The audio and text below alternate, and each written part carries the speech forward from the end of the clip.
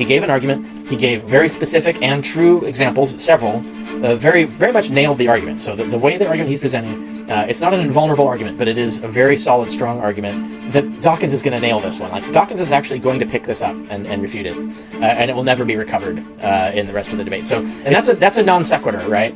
It's also irrelevant to the debate. Like, so this was bait that someone could have taken. They didn't. They were smart enough to let it go. But for the purposes of the audience, like, they should be educated. Like, someone should educate them at some point. That's not a valid argument at all. So it's not a rebuttal. He's not answering. He's dropping all the points made by his opponents and just making these gainsaying assertions without evidence. And that to me is like almost like the catastrophically typical example of doing this badly. Like, this is the worst. Dr. Carrier, a very warm welcome to this channel. Thank you for your time. Yeah, good to be here. So nice to finally meet you. We're going to analyze the formal part of the debate, which is 6 presentations. Each of the 6 presenters, alternating between atheist and theist, made an argument. And the resolution is very important, because if you're going to evaluate the debate, you got to refer to what is it they're supposed to be proving, right? And so the resolution is, would we be better off without religion? And it's important to focus on that better off part, right, is the key thing. And that's where some balls got dropped, I think, on the theist side. We'll get in, like I said, we'll get into the details of that. But what I did, I reviewed it and then I flowed the debate. So when you do a debate flow, because people will get up there, they'll give you your 5-10 minute speech, and it'll just be a bunch of words. You have to figure out where in all that wall of words is there even an argument, right? There might, like, to give an example, Hitchens spends his whole time giving just one argument. Like, his whole presentation is just one argument. But correctly, he then, what you do is you look at what is the argument, you find the argument. I found that in this case, no one gave more than 2 arguments in their limited time. And Hitchens gave only 1. But then you give the argument, and then you look at the evidence. What evidence do they present to support the premises of that argument? And that's what Hitchens spent all his time on, was giving examples. And he was very good at that. So he did a really good job of presenting specific examples of what he meant when he made his argument. And then you have to evaluate, does that argument even relate to the resolution? And it does in his case, as we'll see. And so anyway, so you look at that, and now he's made an argument. Now you got to look up to whether it's been dropped or picked up. So you look at the people who come up after the theists. Do they pick up his argument and thus rebut it? Or do they drop the argument and never rebut it? And if they drop it and it's never rebutted, then that's a win. That's 1 score for Hitchens, 1-0 on that, right? And then the same goes in reverse. Like, a theist will make an argument, and then we'll see if the atheists drop it or pick it up. And then if you're doing this, in terms of like truth seeking, then you should also score on whether what they present is true, even if the opponent doesn't point that out. So, like, if they give an example that is false, technically, by the professional rules of debate, you don't score that as a fail unless someone picks it up and points out that it's false. But if your interest is in did this argument really work, then the judges, and then in some cases judges will be allowed to do this, is that they can downscore that, score it as 0, if they personally know that what was said was false. So it depends on how you're scoring the debate. But if you're interested in the truth, then you're going to score the debate based. If they give an example that's false, it just kicks and it doesn't score. And so the question is, when you're doing the flow, like, did Hitchens makes an argument? Did they ever pick that argument up? Did they ever rebut that argument? And we'll do that for each one. So we'll see when we go through. So we're looking at pickups and drops in terms of what arguments were presented. And then, of course, is the argument even relevant? This is a thing where every atheist presenter made a relevant argument. Several of the theist arguments were not relevant. And to the extent that I wonder if they misunderstood the resolution, what they're actually supposed to prove, or do they actually fallaciously believe that the resolution is false because of the irrelevant arguments they gave. I can't answer that, but we'll get into that. So that's my general overview of what we're doing, and it's based on my experience and study in the art of debate. And like you said, I have blogs about this. I have a primer on how to debate on my blog, and I talk about it a lot in terms of in the last 5 years, my interest has been studying the methodology of error. So when I debunk something, even if it's not a debate, just anything, I try to actually frame it in terms of what methodologically has gone wrong, and what would be the correct methodology and what the results are, rather than just debunking something, showing what kind of erroneous method of reasoning led to that false conclusion, and so that we can kind of learn how to think better, basically. And that's been like a focus of mine for a while. So, and that applies to debate as well. So that's where we're at, and I guess why I'm here. Just before we begin, to be perfectly clear as to our goal here, we do this because it's fun to analyze and dissect debates and arguments. So the aim is therefore mainly and primarily educational, and it's not to criticize or belittle the various speakers, even if obviously we don't agree necessarily with everything they say. Yeah, it's a valuable teaching tool. Like if you understand what we're going to talk about today, that will help you analyze and react to other debates that you see, so that you know what to look for and that you don't let yourself be emotionally manipulated by any kind of adverse tactics, or that you allow yourself to emotionally react without realizing that an argument is not relevant to the presentation, for that kind of thing. So this is actually a useful skill, and this is how you build it, is by doing exactly what we're doing today, is looking at it and picking these things apart. But like you said, it's for educational value. It's not, we're not doing any ad hominem here. All right. Fine. So let me call upon the person who is to propose this motion. We would be better off without religion.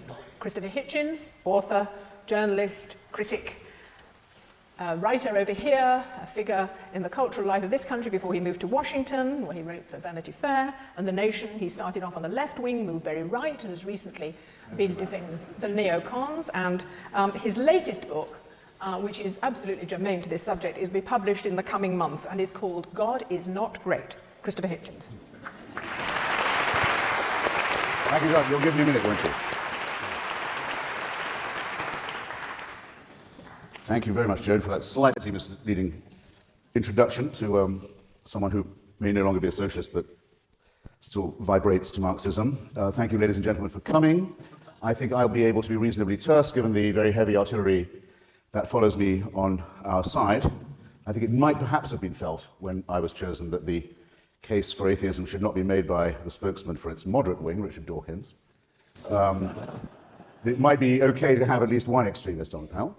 And I'll begin at once by recalling an exchange I had recently in Colorado Springs with a spokesman of America's evangelical broadcasting wing, a much overrated but nonetheless significant force in American politics. This broadcaster asked me, in response to my own statement of unbelief, he said, "I insist that you answer the following question, and that you answer it with a yes or a no." I braced myself and accepted the challenge unseen. He said, "You are to imagine yourself in a strange city where you've never been before. You are to imagine nightfall coming on and you to be without friends or succor in this town. And you are to ask yourself whether you would feel safer or less safe when you saw a dozen men coming towards you in the dusk, if you were to know that they had recently come from a prayer meeting." This is I think I can justifiably say I'm relaying to you, comrades, friends, brothers, sisters, the challenge that was put by the religious to me. You'll see at once it's not a yes-no answer. You can't give a yes-no answer to that, but I accept it anyway. I said, very well, I won't give a Sesame Street reply, but just without leaving the letter B, I have been in that situation. In Bombay, in Belfast, in Beirut, in Belgrade, in Baghdad, and many other places too. I won't tell you about all of them, but let me just, as it were, fill in some of those latent blanks. In Belfast, the capital city of one of the provinces of this, our United Kingdom, as everybody here knows, everything, culturally, educationally, economically, politically, socially, has been very gravely retarded for at least a quarter of a century. At least half a century and maybe more since partition, and before that, because partition is both the outcome and the cause of sectarian warfare in this town, by the simple fact that there are people there who are willing to kill not just one another, but one another's children on the basis of what kind of Christian they are. Horrible things are done, not just in pubs and clubs, but on the streets, on housing estates, on university campuses, in that city still, despite the relatively good news we've had today, where the situation remains dominated by barbaric sectarian party leaders, on this and no other basis. Both churches demand that their children are sent to separate schools. They each agree with the other that above all things, their own children must be protected from the faith of another faith. I don't think I need to elaborate very much more on how horrendous the consequences of that have been and how they are enshrined, by the way, in our own constitution, which mandates that our own head of the church is also the head of the state and of the armed forces, with all the ludicrous Windsor consequences that you get if you found a national church on the family values of Henry VIII. These conditions, which are farcical in England, Wales, and Scotland, are tragic and ugly, only a few minutes flying time from where we sit. If I pass on from Belfast to, say, Baghdad, where I've recently been, and without reopening any of the arguments about the rightness or otherwise of the coalition intervention in Mesopotamia, I think it could be granted by any fair-minded person that what was most needed in Iraq after 30 years of fascism and war was a period of reflection, a short interlude of calm. So just to illustrate that example was a really good use of a detailed, specific example. I'm going to bring this up as we go. Like, examples you need to give examples. You need evidence for your proposition, and they're better when they're more specific. And he was very specific. Went to several layers of specificity all the way down, and then comes back to the issue of the Anglican Church, and then moves on to another example. But all of the other examples he's going to give are going to be illustrations of the same kind of specificity, where he's illustrating the fact that religious people can be quite scary. So contrary to the assumption, the interlocutor that he was talking about before that started all this, his concern was the assumption that just anyone who comes out of a prayer meeting is safe. Hitchens is directly refuting that by pointing out, actually, if you live in Belfast, that is not a safe assumption, right? And he's pointing out that basically the argument he's going to get to, and he will articulate it as an argument as he goes, is that religion causes these kinds of conflicts and harm, misery, violence, harm, all because of this religious stuff that we could just get rid of. If we got rid of it, we wouldn't have at least this stuff. We might have other, he'll admit, and they will all admit, that there's still bad stuff that can happen even apart from this. Religion isn't the cause of all evil. This is something Dawkins will say later. But it is this cause of this evil, and we'd be better off without this evil in particular. And so that's a thing that Hitchens is making. So I wanted to point out that that's an good example of a specific example that is true and is evidence that supports the argument he's making. And then I won't pause for the other examples. We'll let them run. But now the audience knows to look when he gives other examples. It's good to give at least two, and he gives at least three examples, and that's like a really solid argument. Like, the rule of three is something that lawyers follow. That if you give more than three examples, the audience kind of gets lost. If you give less than three examples, the audience thinks that maybe you're cherry picking. But if you have three examples, people feel like, oh, okay, that means that is a common problem that we need to deal with, or whatever. And Hitchens does this very well here, and we'll see that as we continue. Yes, and what I like about what he says is that he stays very much on point. He's not defending atheism, or he's really trying to argue that politically, for instance, we would be better off without religion. And as an Englishman, he was a great admirer of the American Revolution and of Thomas Jefferson and so on. And so he's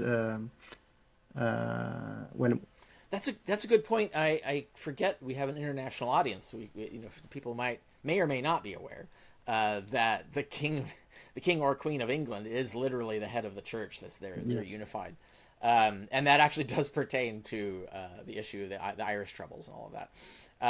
Whereas in America, that's inconceivable, right? Like, it's actually constitutionally prohibited that ever be the case.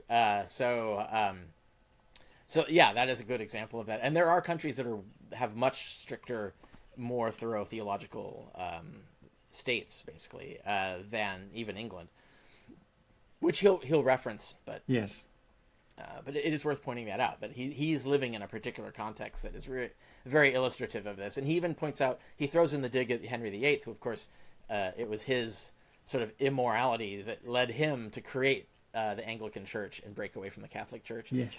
So it's a dark, immoral political history, even for the Church of England. Mm-hmm. And so for people who don't know that backstory, they might not have understood what he was doing there. But it was another, like, throwing in an extra example of how religion is untrustworthy and not as praiseworthy as his opponents will claim. Yes, and in terms of pure rhetorics, the repetition of the letter B and Belfast and Banja Luka and Basra and Baghdad, that's also a powerful tool. It's doubly powerful for the reason you point out, but also it makes you realize that he's just doing one of 26 letters, right? So it creates the impression that he could just keep going with a ton of examples. So that's a very good way of framing that, so that the audience not only follows the rule of three and says, oh, he's got three really solid examples, that's strong, but he makes it very clear in their mind that, shit, there's like a lot more examples he could have gone on about. So that is definitely an effective tactic. During which Iraqis could look about themselves and decide perhaps whom they'd like to vote, perhaps what kind of country they'd like to live in, what kind of federal system they might wish to evolve, and to do so unmolested by violence or terror. The parties of God have vetoed every hope of that process. The parties of God now have the Iraqi people in their jaws, and they're saying to them, it's not enough just to kill foreigners or to rail against Jews or Christians or secularists. That's nothing like enough. It's only in Iraq, not only, mainly, chiefly in Iraq, that it's considered perfectly all right, in fact, a religious duty to blow up the mosques, to destroy the religious schools of other Muslims, of the Muslims of another school, not unlike the pattern of Belfast. It's not enough to have faith, you must have the right version of your own faith, or risk death, mutilation, and humiliation, and the destruction, the immiseration, the torture of Iraqi society is something that all of us can read about every day. Suppose we're to go to Beirut, the pearl of the Levant, the most civilized and beautiful and cultured city of the Middle East, and to see what happens when, for politicized reasons, a sectarian constitution is in place which says that the president of Lebanon must always be a Maronite Christian, that the speaker of its parliament must always be a Shia, that its vice president must always be a Sunni, that the Druze must have their share, and so on, leaving out at the very bottom, I'm afraid, such forces as Kurds and Armenians, but making everyone defined in their citizenship by their faith. Do I need to elaborate what that's done to retard, to bankrupt, to beggar, to disfigure, and to degrade what could have been an ideally plural and diverse and happy society? Remaining with letter B, shall I say Banja Luka? Shall I say Belgrade? Or just say Bosnia? Again, one of the most civilized enclaves of the Balkans. For many years, protected by a secular constitution and the remains of what had been a secular and democratic republic. And just look what happens when it is decided that it is a matter of faith that determines your citizenship, your allegiance, your identity, your nature, your rights. See the recrudescence in the Europe of the late 20th and early 21st century of Catholic fascist parties we thought we'd left behind at Nuremberg, the Ustasha. The recrudescence of forces like the Chetniks, the Serbian Orthodox fascists who took exactly the same view except the other way around. See the craven way in which our spineless media, which always defers to people of faith, say that it was Serbs who shelled Sarajevo, or Croats who shelled Mostar, when what they should have been saying was, today the Christian Orthodox militia bombarded an open city around the clock, or yesterday the Catholic forces shelled Mostar from dawn till dusk. They didn't do it because it's a matter of taste. We're supposed to respect people of faith, and we're supposed to respect them while they do that and do that and make this sort of excuse. There aren't enough words, in my lexicon at any rate, to express the contempt that I think any right-thinking person must feel for this conscription of this kind of medieval barbarism. Joan will tell me when I've got a minute. I don't know whether I'm yet trespassing on my rivals and my allies' time, but... So that was 4 examples. Okay, yeah. And picking the letter B allowed him to get 4 examples in without overwhelming the crowd. So yeah, 4 examples, each one very specific and entirely correct. And he's demonstrating to the audience that he's actually paid attention to reality. He's not living in the abstract world of clouds or whatever, which will become relevant later when the philosopher of the theist side, Scruton, will reference Plato, that what Hitchens is doing is reality-based reasoning, and Scruton will go to Plato. Plato is a very not reality-based reasoner. I'll bring that up later when we get to it. But anyway, so yeah, 4 examples, very specific, nails the point, and then he's been making the argument as he keeps going. He's going to draw it to a close to really make clear what his point is. If I was to add Bombay to this list, the city that was very nearly ruined by the sectarian partition of India in 1947, 1948, where once again people were told it's a matter of faith what kind of Indian you are. You may have to become a Pakistani if you're Muslim. You may have to lose your life on the proposition. You may not just be a Hindu. Bombay more or less survived this, the terrifying ethnic cleansing and the pogrom that ensued when the subcontinent was mutilated and named and partitioned on this basis in the hopes of a genuine Indian unity and independence, ruined by way of appeasement of people of faith. But Bombay sort of recovered until recently, when now its name has been changed, its minority citizens persecuted, intimidated, driven out by a new Hindu nationalist party, the Shiv Sena, that says that, again, if you do not follow the right God, if you don't accept the supernatural as a real force in everyday life, you are not worth whatever it takes to become or to remain or be treated as an ordinary, democratic, civilized human being in, again, one of the great cities of Asia. Now, it's not part of my case, and I'm sure it's not part of Professor Grayling's or Professor Dawkins' either, to say that religion is the reason for all of this, or the exclusive or sole reason for all of it. I think it would be crude and reductionist to say that. But who is going to argue, I'll be fascinated to see, who is going to argue that the matter of faith, that the religious allegiance, that the preachings of religion have not in all these cases gravely exacerbated, gravely deepened, gravely poisoned and prolonged all of these things that have made our tenuous civilization extremely difficult to defend, uphold, maintain, let alone to advance. This is a really crucial moment. This is a really important tactic to learn about if you're going to be in a debate and debate. What he's done is he's pre-picked up. So he's picking up an argument he expects to come. He's debunking it. He's pre-bunking it, as the phrase now is. He's pre-bunking the argument. He's saying, you cannot straw man me. I am not saying that religion is the source of all evil. I am not saying religion is the sole source of even these evils. I'm saying that religion makes all of this worse, and that's why it would be better if religion was not in the equation, things would be better. Not necessarily glorious or utopian, but they would be better. You would be reducing a lot of harm by removing religion. So he's pre-bunking that argument. Whether his opponents will bring that argument up or not doesn't matter. This is effective because not only would it do that if they do bring it up, it forces them to respond to his thing or ignore what he just said, which then makes he's already pre-bunked their argument. So he's picked up before they've even advanced the argument. But also, even if they don't try that argument, the audience in themselves emotionally might be thinking that argument, and he's just disabused them of it. So that's a really important thing where he's getting the audience to think, okay, I know what you're thinking.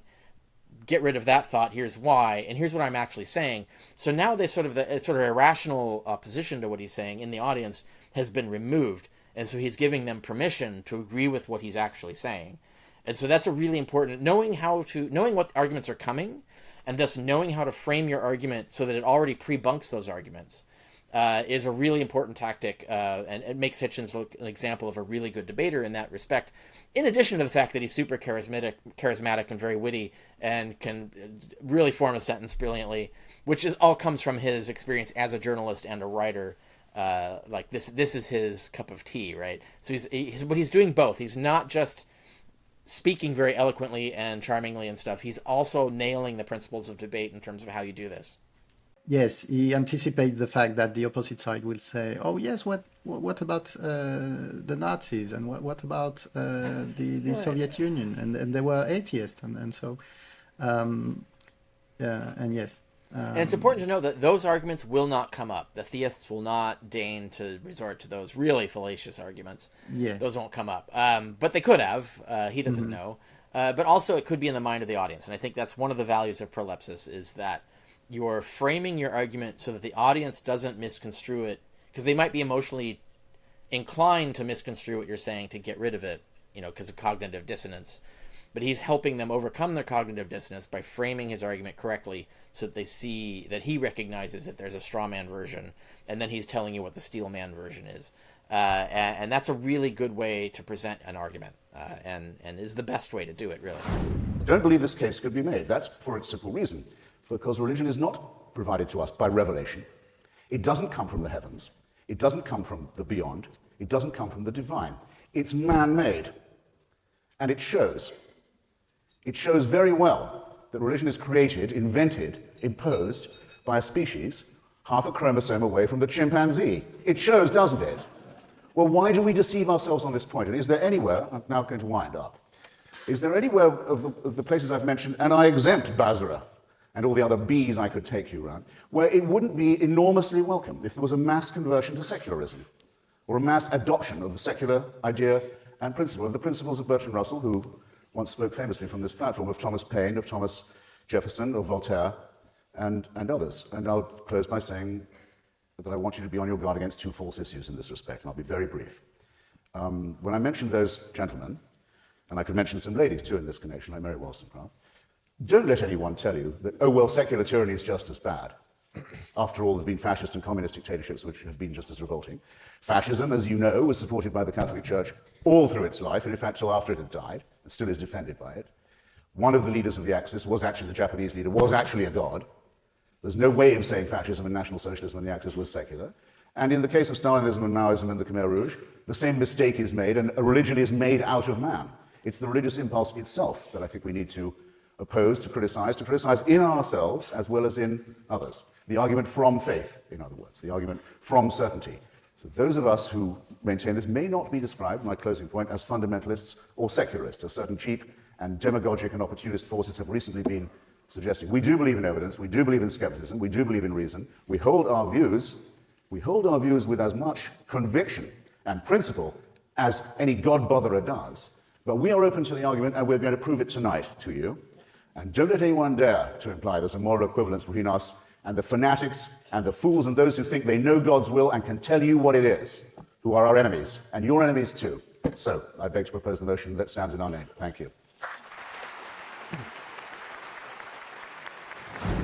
So there he did the thing that you were talking about, where he pre-bunks that argument too. This will lead to communism, fascism, etc. Now his opponents won't really bring that argument up exactly. They're going to approach it from a different angle, but that does help his point later. So the whole presentation is one argument essentially, which is that religion causes a lot of harm. And therefore that harm would not exist if we got rid of it. Therefore the world would be better. The assumption is an all else being equal premise, right? That removing religion won't cause something else to go wrong that will replace the things that you fixed, right? Yes. Or got made less. But so there's a vulnerability there. Although even that vulnerability, if you were to attack it, you would need to present evidence that that vulnerability really exists. And that's what the theists are going to fail to do as we proceed. But in terms of his argument, he gave an argument. He gave very specific and true examples, several, very, very much nailed the argument. So the way the argument he's presenting, it's not an invulnerable argument, but it is a very solid, strong argument. And it was just one. So all of that talking, all of that presentation, he just gave one argument. And then the question is going to be, are they going to pick up or drop that argument? And we'll see as we proceed. Yes, and he stays very much on point. He's not trying to demonstrate that God does not exist or anything. Yes, good point. The motion is opposed by Dr. Nigel Spivey, who is a teacher of classical art and archaeology at Cambridge. His books, which are many, include Songs on Bronze, Greek Myths Retold, and he has done several television series, of which one was called Digging for Jesus. Dr. Spivey.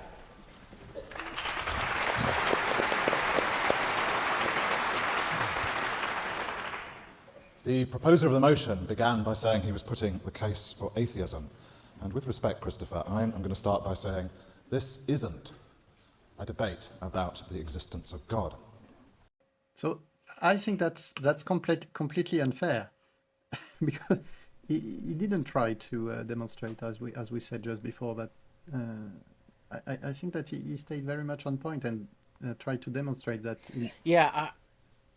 I'm not sure to what extent that line is a response to Hitchens versus pre-prepared material in his talk, right? So, like, I think he thinks he's pre-bunking, Yes. Right? Like he thinks it's going to be argued that God doesn't exist, or thought that before so he prepared his statements thinking, oh, that's one of the arguments, so I'm going to pre-bunk that argument, which is, we just mentioned pre-bunking is a good tactic. It's just that he was wrong in thinking that they would use a disingenuous tactic that he had to pre-bunk. So it doesn't come up. And so that statement is kind of, it's only useful in the sense that if there's anyone in the audience who's confused about that by now, that he's made it clear. But the thing is that the other side agrees with him on this, so this is not a dispute that's coming up in this debate. They all agree that we're not debating whether God exists. We're debating whether religion is good or bad. And so that I just think that was prepared. I think he was thinking, he wrote that down as something a point to make. Yes. And I think it just, like, if you juxtapose it immediately after what Hitchens said, it sounds like he's being, like you said, disingenuous. I think he's literally just ignoring what Hitchens said and just going through his prepared statement, right? And all of the theists in this, they all act that way. Whereas, like, the Dawkins is going to reference the previous arguments, Grayling less so, but the theists all just pretty much ignore what the atheists say and don't even offer a rebuttal to it. And so I think that's why we're expecting a rebuttal. And so this sounds like a lame rebuttal, but I think that's just an error in terms of how he's deciding to proceed with the debate. I think it's an erroneous juxtaposition. I don't think he intended it to look like that. It's a debate about us mortals, the crooked timber of humanity, and how the practice of religion in general affects us. Karl Marx famously described religion as an opiate. Jonathan Miller thinks it's more of an amphetamine, gets people overexcited, and my own meagre religious experience disposes me to think of it as a sort of anesthetic, by which I mean that when I am in situations of feeling lonely, sad, or frightened, I find myself crooning hymns that really relate to the place where we are. They're mostly Wesleyan hymns, but anything really that has the sentiment of Psalm 23 and helps one whistle and sing through the valleys of fear and death. But I'm not here to testify as a somewhat lapsed Methodist, but instead to deliver such academic expertise as I have to offer on this topic. It's brief, has to be brief, but in my view it is so compelling that when we arrive at the conclusion in 6 minutes' time, I'm half afraid that everyone will walk out. That was a weird comment. I didn't understand that. I don't understand what he's claiming there, like what he thinks the rhetorical effect of that statement is. No one's walking out. I don't know what that was about, but so I couldn't evaluate it in terms of what function it serves in the debate. Yes, I think he goes for a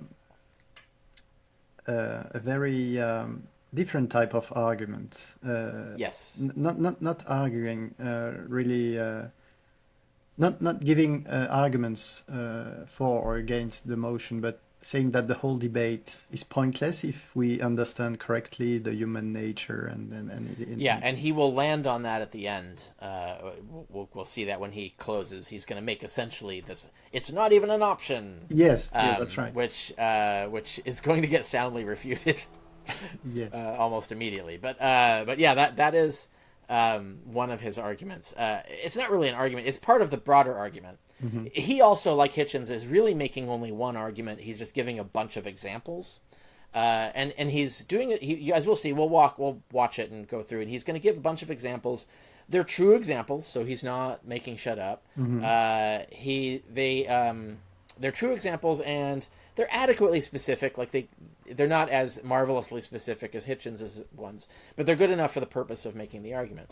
And the one argument he's making is that religion has practical value even if it's false. Yes. The problem is that this argument is not logically capable of refuting the proposition. The resolution is, would we be better off? That's I mentioned mm-hmm. earlier. Like you have to focus on it's the relative statement, right? It's like, would we be better off without religion? The statement is not that religion contributes nothing mm-hmm. or has no positive benefit. We're gonna see this over and over again. Where they say, "Oh, religion does some nice things." Yes. The question would have to be, and what he should have done, and he never really does this correctly, is frame it as if we didn't have religion, we wouldn't have these things. And kind of that's the point he's trying to make with the whole you can't even not have religion because it's wired in us or whatever. Mm-hmm. But the thing is that Dawkins is going to nail this one. Like Dawkins is actually going to pick this up and refute it, and it will never be recovered in the rest of the debate. So it's important to notice that the argument is not logically related to the premise that you're supposed to be defending, and but in a truth sense, you could just dismiss it as like, okay, we're just wasting clock here. In a sort of technical debate sense, you could say, well, it's a point that needs to be picked up. it needs to be pointed out that this is a fallacious argument. But Dawkins is going to do that, and we're going to see that he's going to pick this up and rebut it and move on. And so it was it's a bad argument in the sense that it was really easy to refute, as you'll see when Dawkins gets to it. And he's going to go. We'll walk through it. I guess you're gonna run the tape, and we'll see. But I'm not going to really have any other comments on what he presents. He's just going to present a bunch of things that are obvious. That religion does this and does that, and there's some things that are not evil outcomes of religion. Which is again another thing that no one's really debating in this. That's not the resolution that they're supposed to be debating. So he's actually not answering the resolution. Exactly. Yes. And his strategy is to imply that the whole debate is pointless, and I guess that can be unsettling for his opponents.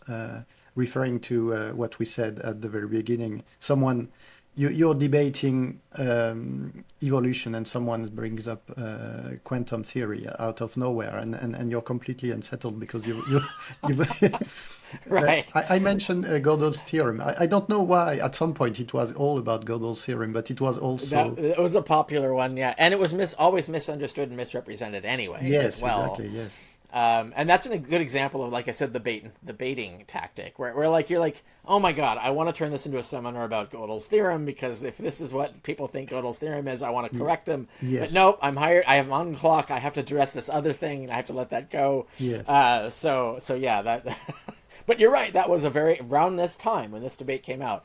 Gödel's theorem was a common, but what about Gödel's theorem? And you had Yes. to the point that it was like a meme. That's true. But anyway, so yeah, what he's doing here is he's going to basically make the point that religion has been innate to human nature in some sense, and gives us a bunch of things like art and dance and whatever. Yes. We'll let him speak for himself. Yes. But, the point being is, logically, this does not answer the resolution. I'm going to talk about archaeology and anthropology, and start with the news from archaeology, the long-term view. As far as we can tell, the species of Homo sapiens roamed the world for thousands of years before becoming, as it were, religious. Something radical happened in our minds, our cognitive systems, about 40,000 years ago. We started to make things for the sake of beauty, not utility. We started painting pictures, carving sculptures. We started using symbols, and that probably included talking to each other, making music, painting our bodies, and so on. This is actually similar to a creationist tactic where they say, oh, the Cambrian explosion. There was a radical change all of a sudden. It's like, yeah, explosion means 80 million years. Like, if you had a grenade and it took 80 million years to finish exploding, you would see that the metaphor is false. And so when he says there's a radical change 40,000 years ago, that's a misleading way to characterize it, because he's confusing the difference between archaeology in terms of what has survived and reality as to what actually happened. And we can only infer what happened based on the chance accident of the survival of certain things. So he's talking about like grave goods, like people are buried with grave goods. We don't know when that started, because like there could have been a belief in an afterlife and burial long before the additional belief arose to add grave goods. And also grave goods implies a certain development of the economy so that you actually have things to bury with a person, or that you assign enough value to those things to think that it's even worth the point of burying it with them, right? That means something. So we could be talking about a development that took thousands or tens of thousands of years, and we just happen to have one survival that goes back to 40,000. But this could have been going on for 10,000 years, and it's just we don't have none of those other examples survives, right? So there's a kind of erroneous methodology here where he's kind of implying that there was just a sudden light bulb switch and everybody changed. And he doesn't make that argument. He doesn't say, oh, therefore God, that's when God gave us a soul or whatever. Yes. But he's kind of giving the emotional impression that that's what the argument is. Mm-hmm. And I do think, like, rhetorically, you should be armed against that. Like, this is a sort of a skewed presentation. It's like an emotionally inaccurate presentation that kind of has a sort of ulterior motive that he's not pressing in the debate, but it could have an effect on the audience, and you should be aware of that. Yes, and he's talking about the division between the mid-Paleolithic and the upper Paleolithic. And it is true that when you go to an archaeology museum, it is striking that before this period of let's say 40 or 50,000 years ago. Yeah, You notice already 40 or 50 is 10,000 years. Civilization hasn't even existed that long. Like, yes, 10,000 years exactly. is a really long time. Like that's it's Yes, not like a exactly. light switch is my point, right? Yeah, Is what I'm yes, saying. exactly. But continue, like make your point. Yeah. No, but yes, and well, yes, I think I'll let the tape roll because he makes exactly that point. But Yeah. This is referred to by archaeologists as the creative explosion, and it's a consensus that there's this kind of grand collective takeoff of our human capacities in the Stone Age, or the Upper Paleolithic to be precise. And one aspect here I think I ought to highlight, which is that one of the features that appears at this time, 40,000 years ago, is that humans start burying each other properly. And they start, with these burials, to put down flowers, gifts, and other signs of what we take to be some kind of succor or consolation, and possibly a belief in an afterlife. There is some debate about whether our doomed rivals, the Neanderthals, had these sensibilities, but the consensus is that Homo sapiens is a species uniquely hardwired for metaphysics. I've written about this in an understated book called How Art Made the World, and I'm not going to go on any more about it. But this archaeological evidence for the genesis of art, religion, and culture in the creative development of Homo sapiens is not easily discounted. And it sets up an evolutionary pattern. It explains why, I think, when John Lennon or Richard Dawkins asks us to imagine a world without religion, you find your mind wandering, and you're wondering what a world would look like without King's College Chapel, without the Taj Mahal, without Hagia Sophia, the Blue Mosque, the Parthenon, the Pantheon, the Sistine Chapel. Venice I've got down here, and I think just about all of Venice qualifies. And you become aware that even while Nietzsche in the 1880s was declaring that God was dead, at the same time you've got Van Gogh manically daubing away out of religious fervour, and a little later on that you find Kandinsky more coolly explaining why this nexus of art, music and spirituality made such an essential and indissoluble alliance for our quest for transcendental satisfaction. And it's why, when I'm asked to imagine a world without religion, it does tend to end up looking like, dare I say, a suburb of Swindon, with the only spire that pierces the sky is the Tesco's clock. Well, we've got a few minutes for the anthropology here as well. Once upon a time, there was a classics don at Cambridge who sat in his study, and he compiled a voluminous series of case studies gathered from around the colonized world about how pre-industrial societies kept up peculiar and primitive practices. So they cowered when the thunder started rolling, they danced for rain, they would copulate in the fields to ensure a good harvest, and so on. It's a literary masterpiece, this work by J.G. Fraser, The Golden Bough, subtitled A Study in Magic and Religion, and in Fraser's words, it set out to chart the long march, the slow and toilsome ascent of humanity from savagery to civilization.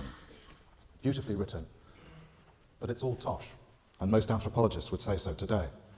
In fact, it was not an anthropologist, but another Cambridge individual, Ludwig Wittgenstein, who made some remarks, offhand as it seems, about Fraser's Golden Bough, and pointed out that Fraser's method was fundamentally mistaken.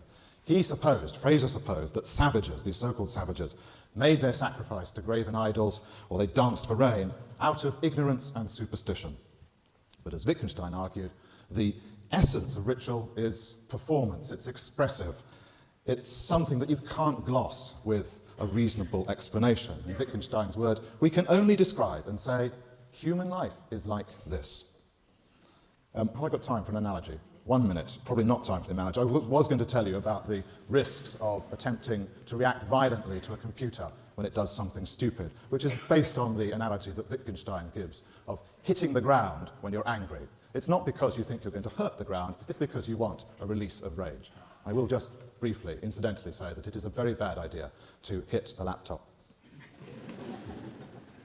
William James, the American psychologist, showed a century ago that there is no logical connection to be made between the fact that our ancient ancestors made errors of scientific reasoning, mixed them up with their religion, and the conclusion that all religion is a big mistake. Logically, that just does not work. If I had another hour here, I'd like to expatiate on the extraordinary phenomenon of how one religion overlaps with another, and how especially the persistence of sacred behaviour from the pagan to the classical world is something, the yew trees in the churches, the roots of the cult of the Virgin in antiquity, and so on. But I'm going to end up by saying that around the world, whatever we say here tonight, around the world, the sea of faith rolls on. It rolls on because faith is not some kind of atavistic relapse, but part of our creative and ingenious nature. It's a force by which we humans survive. And the conclusion is that this fact is attested archaeologically, anthropologically, psychologically, and, I dare say, neurologically. And the conclusion would be that for the next hour or so, can I tell you this? In a sense, we are wasting our time debating that we'd be better off without religion. It's not an option. Religion is part of our human makeup, and it's going to be a very interesting time that we spend, but essentially it's not a topic for debate. It's the way that we are. Brilliant. Well done, Nigel. So yeah, that's his argument. I did notice that at one point he did try to make the correct argument, which he's supposed to be making, which is that if we didn't have... So his basic argument is religion causes art and practical things. He's very vague on many of those practical things, but he's mostly focusing on art. And mostly focusing on art and its influence on culture, and the fact that our brain causes our tendency to think in these sorts of ways. All of that's reasonably true if we straw man, or if we steel man his point. That's a case in point. But he does at one point, he says, like, well, if we didn't have religion, all we would have is Tesco, is a blatantly false statement, right? Like you got the Empire State Building, you've got Versailles. Like you could, if you want to do architecture, secular architecture, there's plenty of beautiful stuff that has nothing to do with religion, right? It's clear that religion has, and this is a point that's going to be picked up later, that the atheists are good at picking up. The theists are good at drops, and the atheists are good at pickups. They're going to pick this point up later, which is that, like, his argument is that if we didn't have religion, we wouldn't have all of this artistic things, these other aspects of our life. But that's a false statement, and he really needed to give examples. And the only example he gave was the Tesco argument, which is a false example. And so it's a bad argument, basically, even if we steel man it as much as possible. Most of the argument wasn't even a relative argument. It was just, oh, religion causes some interesting things. And there was one bait in there that I think gladly no one took that bait, which is, like, he has this whole thing about Fraser and ignorance and superstition and stuff. Yes. Like, that's only half correct. Like, yeah, anthropologists don't think Fraser was a solid anthropologist. That's definitely true. But he bait and switches this. Like, he does an equivocation. Oh, Fraser was wrong about a bunch of stuff. His methodology was bad. Therefore, it is not the case that ancient religion was based on superstition and ignorance. And that's a non sequitur, right? It's also irrelevant to the debate. Like, so this was bait that someone could have taken. They didn't. They were smart enough to let it go. But for the purposes of the audience, like, they should be educated. Like, someone should educate them at some point. That's not a valid argument at all. And nor would Wittgenstein. So he misused Wittgenstein as well. I think Wittgenstein was talking about a completely different thing. If you were to raise Wittgenstein from the dead and ask him, like, do you think rain dancers believed that they could bring the rain, like, appease the god? He would say, yes, they did believe that. And do you think that's a false belief? Yes, I think that's a false belief. So yeah, the idea that religion is hugely born out of, like, mistakes, like tons of mistakes, is definitely still true, even if Fraser was wrong about everything. And even if the statement of Wittgenstein was totally correct, because none of those things have anything to do with that particular statement. But I think what he is, again, it's kind of a sloppy prebunk in the sense that he's thinking maybe someone will try to claim that. But they're not going to take the bait. You'll see that atheists are going to correctly frame the argument that he made and why it's wrong, and they're going to pick it up and rebut it. So yeah, even at Steelman, this is not a great argument. But more importantly, this doesn't respond to Hitchens at all, right? So he's supposed to be answering Hitchens, and he's done nothing to rebut Hitchens. Rebutted not a single thing, not a single example. He did not rebut the argument. So that is a drop. So that is a formal drop. He has dropped the argument, so that we have a floating argument that hasn't been answered. It's sitting there. We'll see if it gets picked up. It won't. And what he's done is he's given a fallacious argument. There's a bad argument for denying the resolution. So anyway, that's where we are with Spivey. Yes. And then next we're going to see Dawkins, and I'll point this out in advance. Notice how right out of the gate, Dawkins is going to do a brilliant pickup of all the argument, of everything that Spivey said. And not only is he going to pick it up, he's going to pre-bunk Neuberger, who's going to come up after him. So like the opening statement of Dawkins is key. And then Dawkins goes in and makes like the point that he wants to make. And we'll get to that. Yes, I think you're absolutely right. And I see two things in, well, he's trying to, as we said already, he's trying to take the higher grounds by not responding to Hitchens, but saying, well, this whole argument is pointless, and I'll show you why. So yes, he's arguing basically that human nature is inherently religious, which may or may not be true. That's an interesting hypothesis. I'm not personally aware of societies that were originally atheists, where you don't have any type of supernatural belief or magical thinking, or and so that may be true, even if it doesn't answer the question, would we be better off without it? And his second point is, as you've precisely said, about the golden ball. And he's trying to undermine because people are often aware of religion being attacked or criticized by scientists, meaning the hard sciences, and especially biology.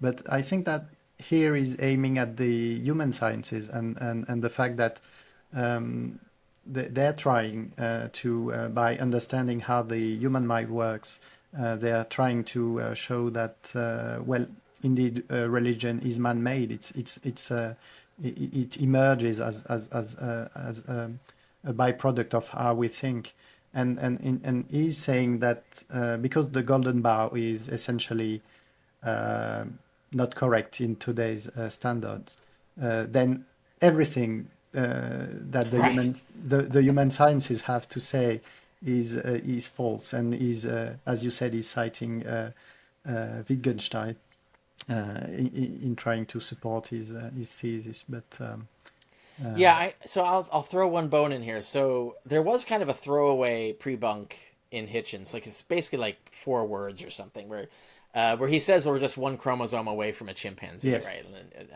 And that wasn't really an argument. It was kind of a bit of a pre-bunk, but I didn't really focus on it really much. But here, one thing that Spivey is trying to do is he's saying, oh no, even if we're just one chromosome away from a chimpanzee, religion has never been a cause of false beliefs. It's just been a cause of like these practical behaviors.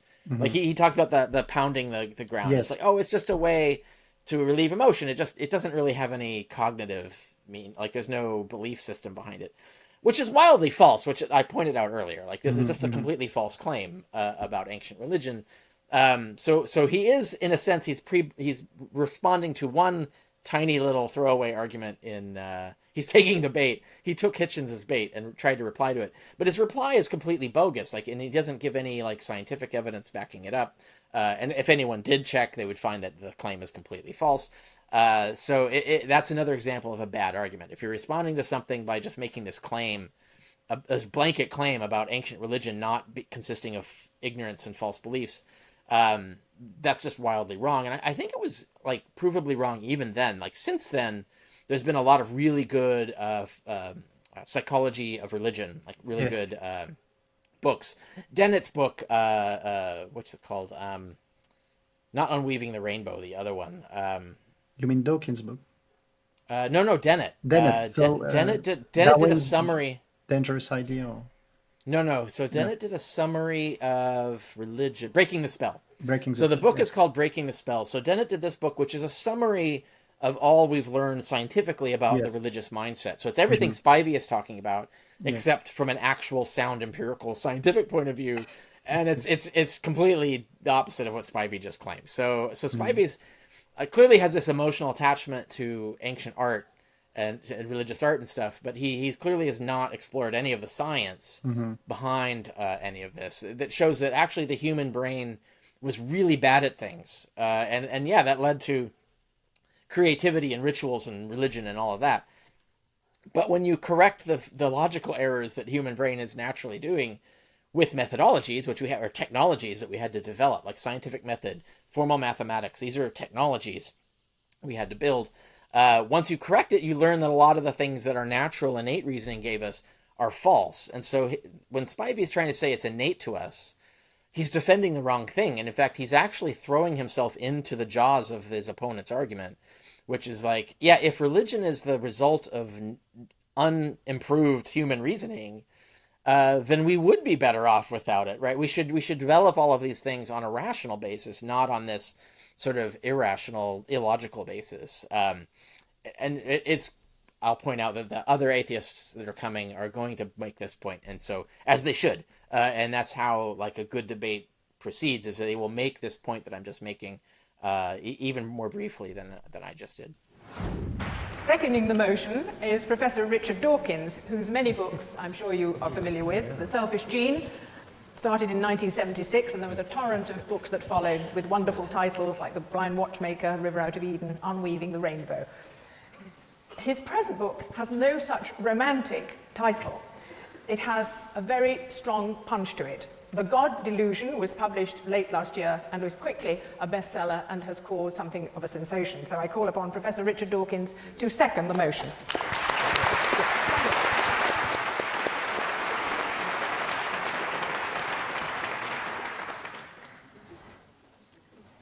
I do not believe that religion is the root of all evil. Thank you, Channel 4. Religion is the root of quite a lot of evil, but that didn't make for a very catchy title. I just want to briefly reply to Dr. Spivey a couple of points. He says we're fighting a losing battle because religion is a part of our human nature. Well, speak for yourself. It's not a part of mine, and it's not a part of the great majority of my friends in universities in England and the United States and elsewhere. He also said, if we had no religion, how would we do without King's College Chapel, the Sistine Chapel, etc.? Well, you know, artists have to make a living, and in the time when the Sistine Chapel was built and its ceiling was painted, you know who had the money. Artists such as Michelangelo had to go where the patronage was. We shall never know the ceiling that Michelangelo might have painted if he had been commissioned to paint the Museum of Science, for example. We shall never know what Haydn's Evolution oratorio might have sounded like. Right now he's getting into his argument. But he did really brilliantly just debunked. He basically did a pickup. So he picked up Spivey's argument and adequately debunked it. He could have given more examples, but clearly he wants to get into his own presentation, so he only has like however many minutes. So ideally, like, it would have been better to like go into, like, let's look at all the art that is not religiously inspired yet is beautiful as hell. So it would have been nice to have given that, like, a presentation, kind of like Hitchens did. Let's just go through, like, you're ignoring a ton of stuff that refutes your point. But Dawkins' general argument and is correct, and it is a good, sound, quick rebuttal to what Spivey said, which is that it isn't true that if we removed religion, that we wouldn't have all this art. We would totally have the same art. It would just have different motivations, different patrons, as he's saying. Like, different people would hire you for different reasons, and which is entirely, we all know it's true, and it would be nice for purposes of debate to give examples to prove it's true. So that's the only thing that I would do to improve here, would be to him throw in like 3 examples of great art that illustrates this point. But that he is effectively picking up the argument and saying, your point is not true, that if we removed religion, we wouldn't lose those things. They would just be replaced with different things of equal beauty. So that therefore he's diffusing the argument. You have not refuted the resolution. And now, so now he's taken away the argument. Hitchens' argument is still dropped. It hasn't been picked up. So now Dawkins is going to go in another direction and pick up and do the rest of why religion is not useful and we'd be better off without it from his own perspective. So that's the structure of what Dawkins has done here. So he's given you a quick rebuttal to Spivey, and now he's going to go into his argument.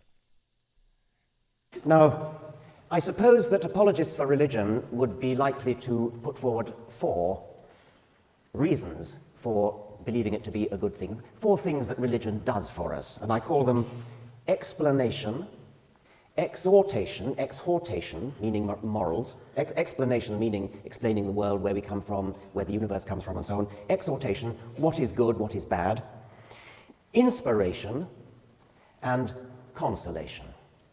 And I think my colleague Anthony Grayling is likely to cover some aspects of exhortation. I shall be brief on that, therefore.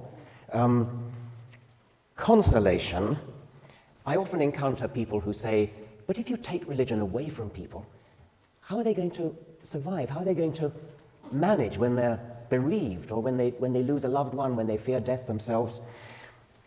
And it's a reasonable point. It is certainly possible to obtain consolation from a lie. Many people will say, if you ask them, would you like your doctor to tell you when you have a mortal illness and you're only going to live another 6 months? There are people who will say, no, I would rather my doctor lied to me.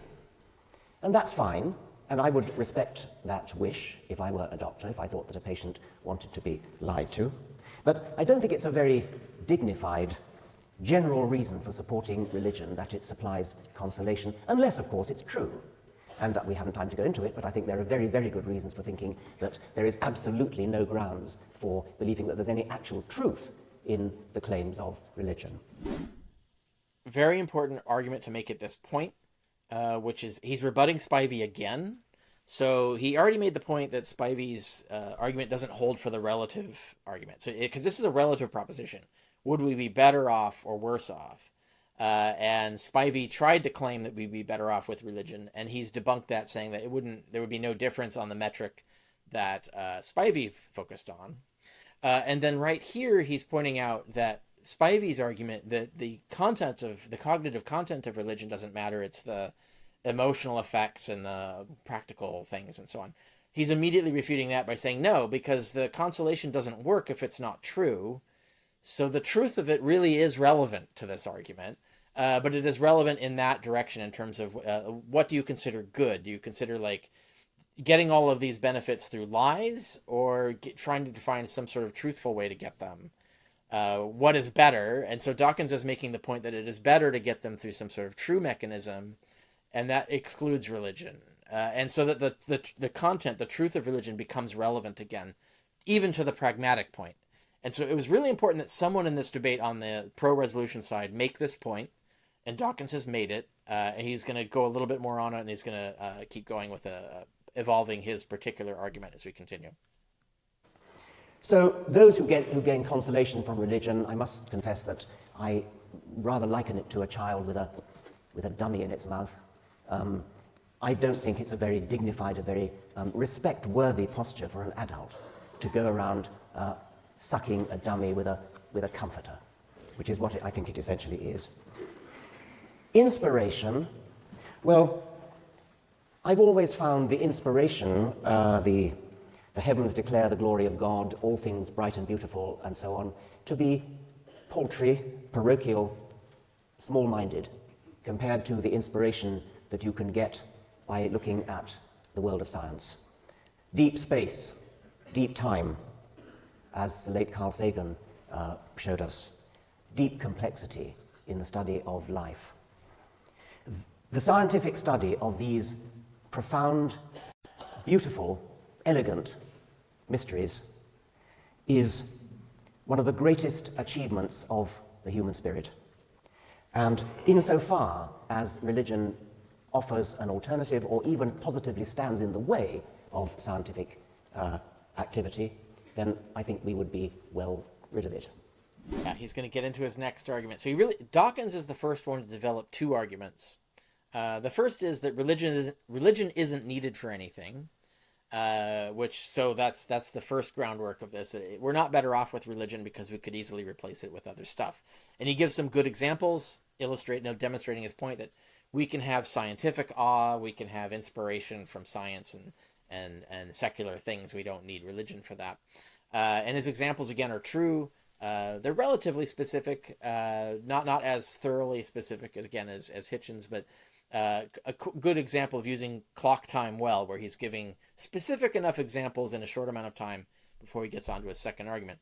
And importantly, this completes his rebuttal of Spivey. So he also threw in a little bit of, I think, extemporaneous direct rebuttal of Spivey, but he already had pre-prepared a rebuttal to Spivey. Like, he just knew that someone was going to make this argument. And so that he flowed right into this whole point that contrary to what Spivey just argued, we don't need religion for any of those things that Spivey said that we need religion for. And he made the other point earlier that we are not innately religious. We can get away from religion. And I think like one could go further into that and say, like, it's not that we're innately religious, it's that we're innately irrational. And there are ways around that, and we're better off if we follow those ways around that. And the application, this doesn't get made in this debate, but the application of irrationality in respect to creativity is in the joy of doing that, but that's because nothing is at stake, right? Like, so like just being irrational in the way you construct a painting doesn't hurt anyone. It isn't depriving anyone of their political rights. It isn't leading you down the wrong path in terms of the decisions you should make for your life. So no one makes this point, but I think you could even say that, yeah, there's a certain value for irrationality, but its role is not in religion. Its role is in art and creativity and play and things like that, that are completely non-religious. So we have an outlet for that, and we can enjoy that without risk the existential harm that Hitchens started with, and that still, again, has not been rebutted. So I just wanted to make that brief point before we get into Dawkins. Dawkins will make a second argument, and then we'll get to that. Yes, this counts as a pickup. Yes. This is a pickup. Dawkins has picked up an argument and rebutted it. Hitchens' argument has been dropped, but Spivey's arguments has been picked up. So we're at the atheists are at the winning point right now. That's 1-0 basically. No, but I think you're right that Spivey is implying that we are innately, when he says that we are naturally religious, I think that he really means that we are innately dualist, and right. And that's why I was asking you. I said that's a good way of putting it. Yeah, that we are innately wrong. But because of certain accidents of evolution, we do see the world in the dualist sense that you just mentioned. And like I said, Dennett and others have really explored scientifically why that is and how to overcome it. But you can create a lot of art out of that without religion, right? Like you can have movies about ghosts that have no one's purporting are true, right? Yeah. And that kind of thing, right? Like movies about the afterlife that no one is proposing are actually true, but are explorations of the creative possibilities of the way we might wish or want or fear the world it could be. It doesn't require commitment to the truth of it. And that's one of the things that's happened in the 20th century, well, now the 21st, but is this rise of fiction has replaced religious mythology. So you have the whole Star Wars ethos, like there's a whole mythos of Star Wars that you can use to teach all the same lessons that you used to use the Bible for. Like you say, well, we could tell a story from the Star Wars universe that illustrates some moral point. So you can use it in the same way, but no one is saying that the Star Wars world exists, that it's real, and that you have to affirm belief in it. You can use the creative fiction of it to tell the same stories and to teach the same lessons.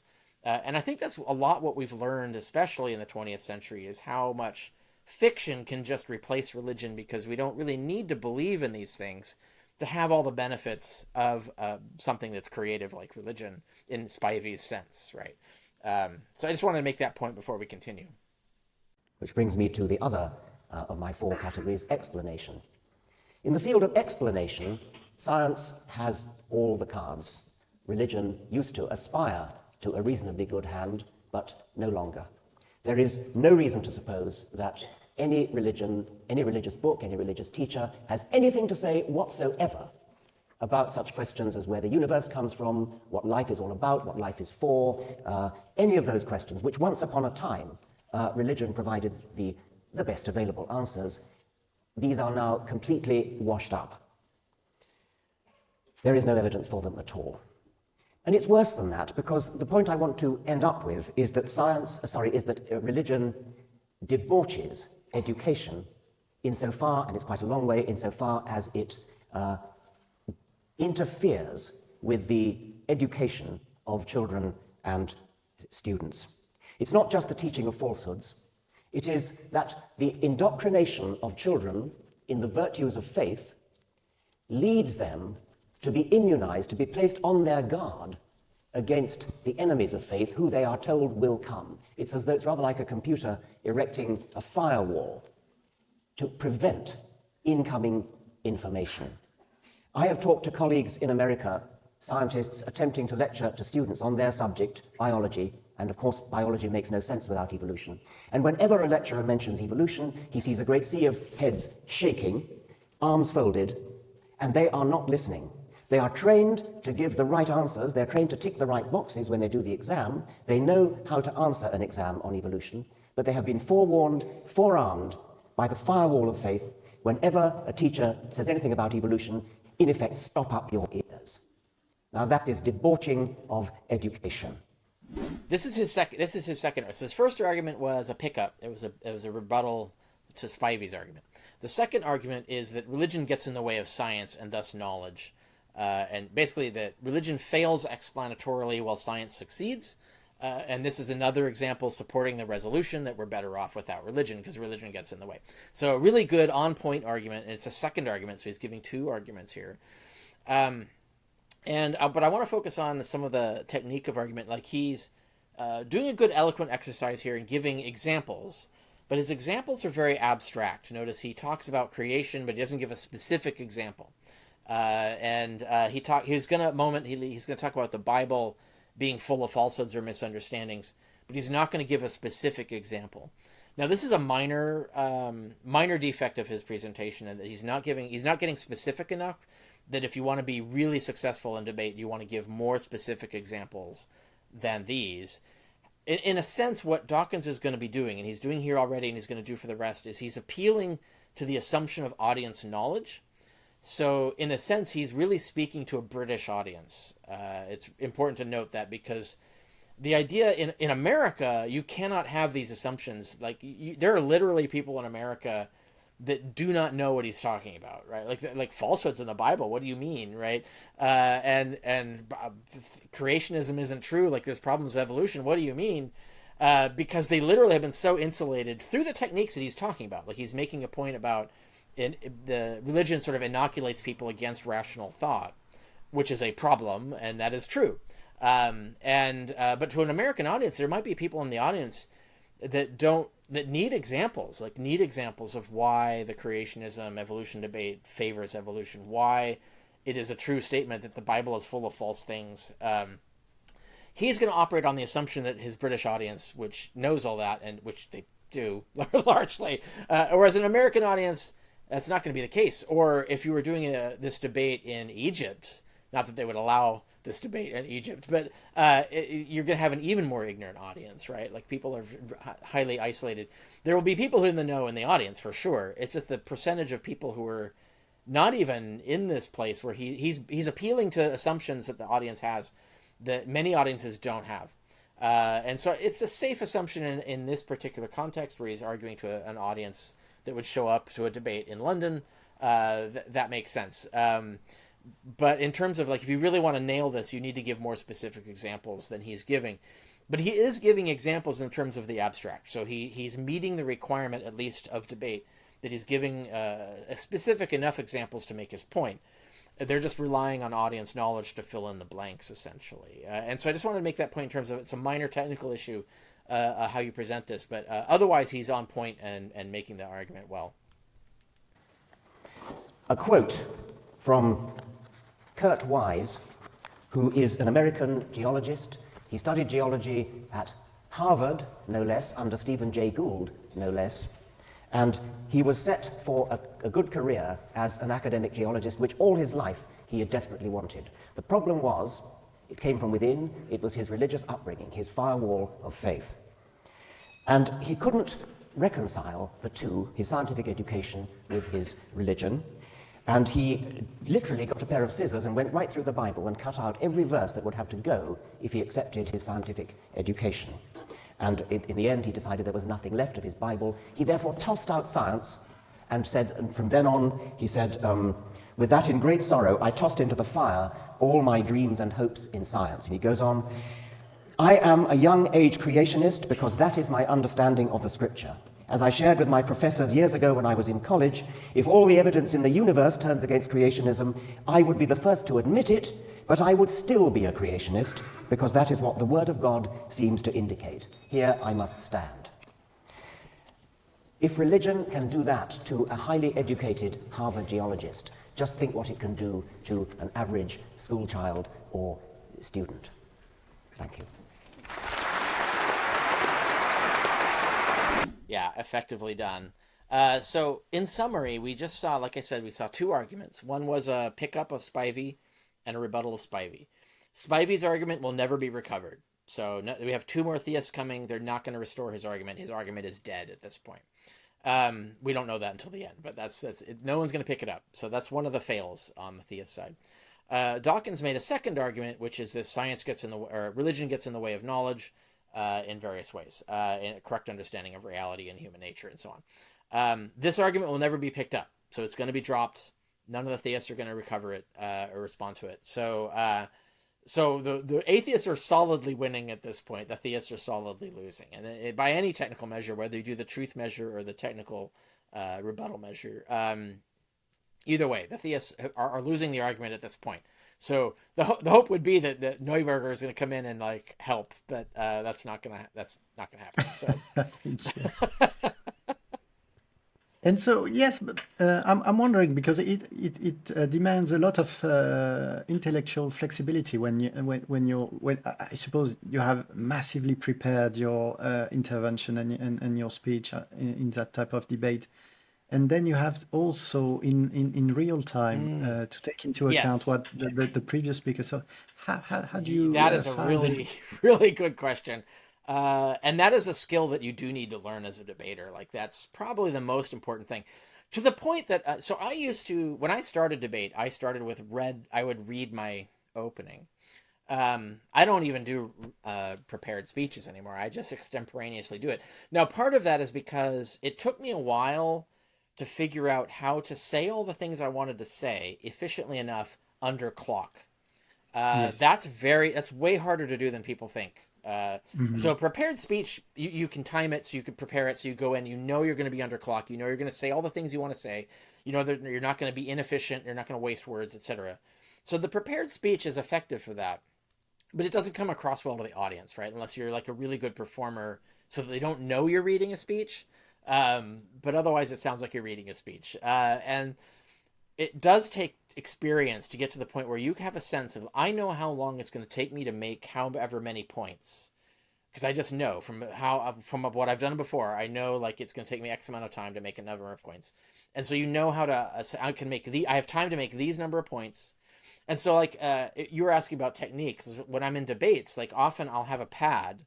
So the presenter gets up, makes these arguments, and I'm going to... On my pad, I'll usually have pre-prepared what my arguments were, and so I'll note if they picked or dropped any of them, and so that'll be part of my thing, is to go up and say, well, they dropped this argument. I'll point it out, like they didn't respond. And if they picked up an argument, then I know I have to go up and I have to recover the argument.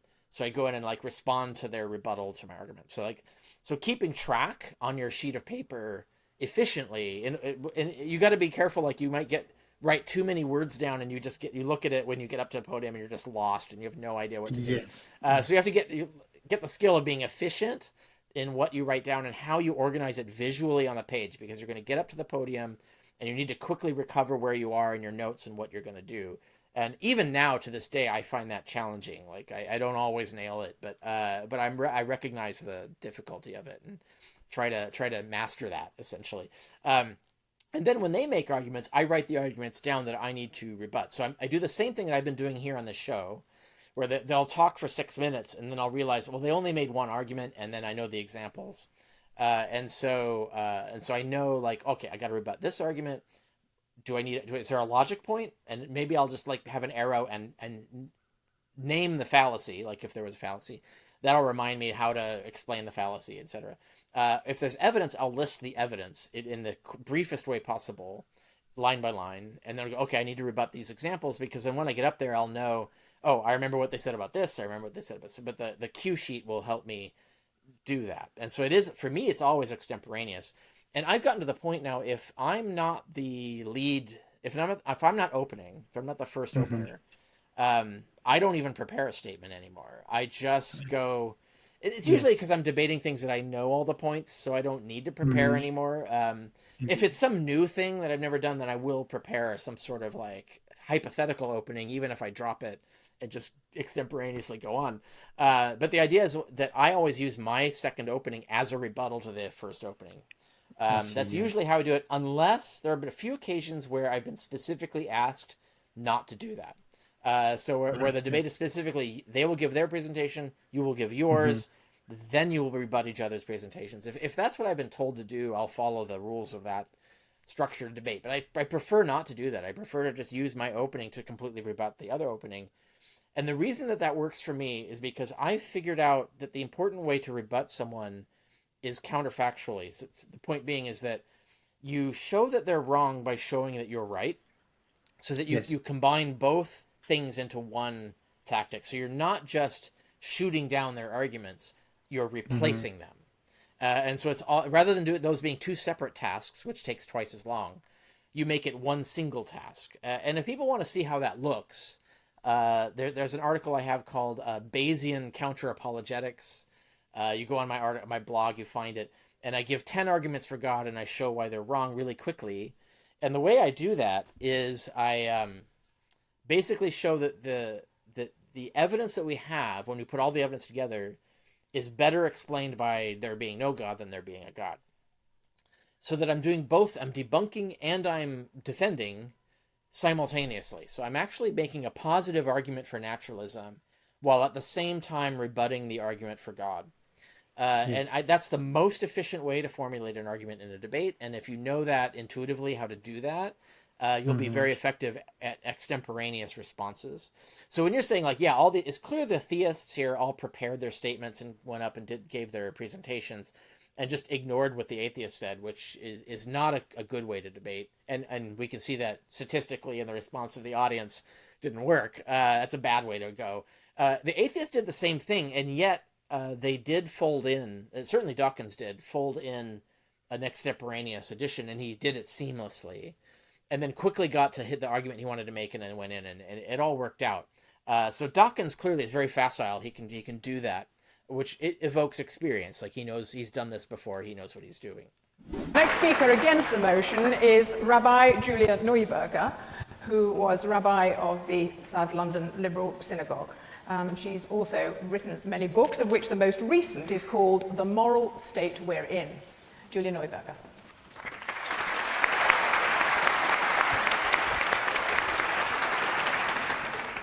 Well, ladies and gentlemen, I'm delighted to be here, and thank you all very much for coming. And I'm rather wondering what connection Roger Scruton is going to find with Methodist Central Hall after Nigel Spivey, as I, as a child, as a member of the West London Synagogue, used to come to overflow services for the High Holy Days here. And for those who know about the Yom Kippur, the Day of Atonement, a fast day for 25 hours, can you imagine this hall, as full as it is now, with us all fasting and the scent of fish and chips slowly wafting up through the floor? So I have strong memories of my father conducting the services as a lay reader and being here. But perhaps that's not quite the meat of tonight's motion. We've talked about intros and jokes and stuff. So she's trying to get the audience on her side with a pithy personal story. But it doesn't connect. Yes. It doesn't connect at all with the topic. It seems very off topic. This is a bad example of how to do that. I understand the emotional and rhetorical purpose of trying to do that. But this is a bad example. Like she didn't do a good job of that. She's basically just saying, hey, I've been here before, and in a different context, and she doesn't really do a good job of tying that into what the argument she's about to make, and I think that could have been done better. So for people who think like you can't just get up and tell a random anecdote or story that vaguely connects to the circumstance you're in, that's not a good tactic. You got to tie it in somehow, and we saw the examples of how that was like. Hitchens tied it in really well. Spivey wasn't doing that, like he accidentally did, but that wasn't what he was doing. But this is an example of how not to do that. It just wasn't that good. But anyway, so we're not at her argument yet, so we're about to get to that. Yes, that's right. And she's going to give two arguments. This is another one who gives two arguments, and I'll get into the relevance of those as we go. I'm about as liberal a rabbi as you can be without falling off the edge. Nevertheless, I'm profoundly opposed to this motion. First, let's look at how religion is described. For the perception of religion that we've heard is simply one I largely don't recognise. It doesn't seem to recognise or understand the role of religion in many societies where the question of belief takes second place to how you mark your life events, how you're celebrated at birth and at maturation, how you mark marriage, childbirth, old age and death, how we mourn, how we betroth and how we divorce. Had you asked the members of my old congregation where I was rabbi for 12 years in South London whether they believed in a personal God, and if so, what the nature of that God was, they'd have looked completely astounded at you. Many of them weren't believers, as it appears the opposition here, or perhaps I should say the proposition, understands it. They simply didn't feel like that. They weren't certain. For them, the idea that you would have creationism taught in schools would be simply appalling. Unlike people who are confirmed atheists, however, they had doubt, they had uncertainty. At some point in their lives, they had a sense of the other, of a different superior presence within and beyond them, and on other days their doubts were stronger. But they behaved as if they held a stronger belief. They prayed, sometimes with true humility and piety, and sometimes out of habit, by rote, a bit like Nigel's Psalm 23, which is very comforting in times of trouble. They lived their lives according to the seasons of the religious festivals, celebrating Passover with its message of liberation from slavery, each year recognizing its moral message, but more or less certain as to whether it was divine intervention that caused the liberation at all. They marked the Day of Atonement, asking forgiveness for their sins, some years more, some years less conscious of a divine being that would listen to them. At best, they used it as a day to reflect, and the season beforehand to make peace with those they had offended in the previous year. At worst, it was a ritual recital of a recognition that we all do wrong, and that there's some value in a day of reflection on how we behave, and a form of what I can only describe as spiritual spring cleaning. I make the point to show that not all religion is theologically consistent. Indeed, when the greatest Jewish scholar of the 20th century, Rabbi Dr. Louis Jacobs, Alav HaShalom, was asked to write a book on Jewish theology for the Catholic publishers Darton, Longman and Todd, he insisted that they called it a Jewish theology because Jews have so many different views and so many different opinions. She's going a little too long on this presentation argument. It's not an argument yet. She hasn't gotten to an argument yet. She's made a bunch of true statements about the sort of wishy-washiness of religious believers that more is reflective of England than America or Iran, for example. But nonetheless, like she needs to, if she's going to go this long, if you're going to go this long, if you're doing this in a debate to make a point, you really need to set the audience up with where you're going, like make some sort of thesis statement and then give the example. Now, you can do the sort of like, I'm going to give some examples and then get to it later kind of approach, which is what Hitchens did. But he got there quicker, and so it works. And so he gets to his argument at the end, but you can see where he's going very quickly as he's going along. And whereas she's kind of lost us, I don't really get the point of what the things she's saying. How does it relate to the proposition that they're supposed to be debating? And when she opened at first, she said, like, I don't recognize the definition of religion that's going on here. It was weird because she immediately goes into this presentation, which doesn't connect with that initial statement in terms of like, how does what she's talking about differ from what anyone's talking about? She's not explaining that. And so the audience is getting lost here. And I think that's part of the fault of her relying on a written presentation and trying sort of to connect it to what has happened before, which she couldn't have known in advance, and doing that not well. It was hard for, at first I thought she was starting with an equivocation fallacy, like trying to say, well, I think religion is this other thing, which would be wrong because would be a fallacy because the religion as defined otherwise still exists and is still a thing, and everybody has been talking about that. Like, it doesn't make that go away, right? Like saying, like, Yes. I think religion is something else doesn't make everything Hitchens said go away, right? Like, so at first I was misled into thinking that's the argument she was going to make. I was like, oh, that's a fallacious argument. But she drops that like immediately and then goes into this long thing about how believers are, you know, not kind of on the edge of belief and disbelief, and it's more about like these. She's going back to Spivey's point, is like it's more about like the practical value of religion, but she's kind of all over the place, and she's kind of lost me, and I'm hoping she can pull it back and get to something. But I just wanted to make those points before we continue. And let's listen to her proceed. Yes. I think that, yes, you're right. The remarks that she does tells that she's reading something that she had prepared, and she was probably expecting Hitchens and Dawkins to make Yes. strident remarks on religion, and she wants to contrast that with religious people being nice people, being your average neighbor. Not fanatics. That's kind of the theme. Fanatics. That's the theme, Yes. right? They're not fanatics. They're well-meaning. They're not absolutely Yes. certain, etc. And all when all true things. Like these, this is Yes. a legitimate point to make in terms of that it's true. It's just how is this relevant to the proposition that we're supposed to be debating? That's what we are waiting for, basically. Yes, and well, when religious people are sad, they only read Psalm 23, and that's yes, that's only that. But no, she has a good point in saying that religion can be something that helps you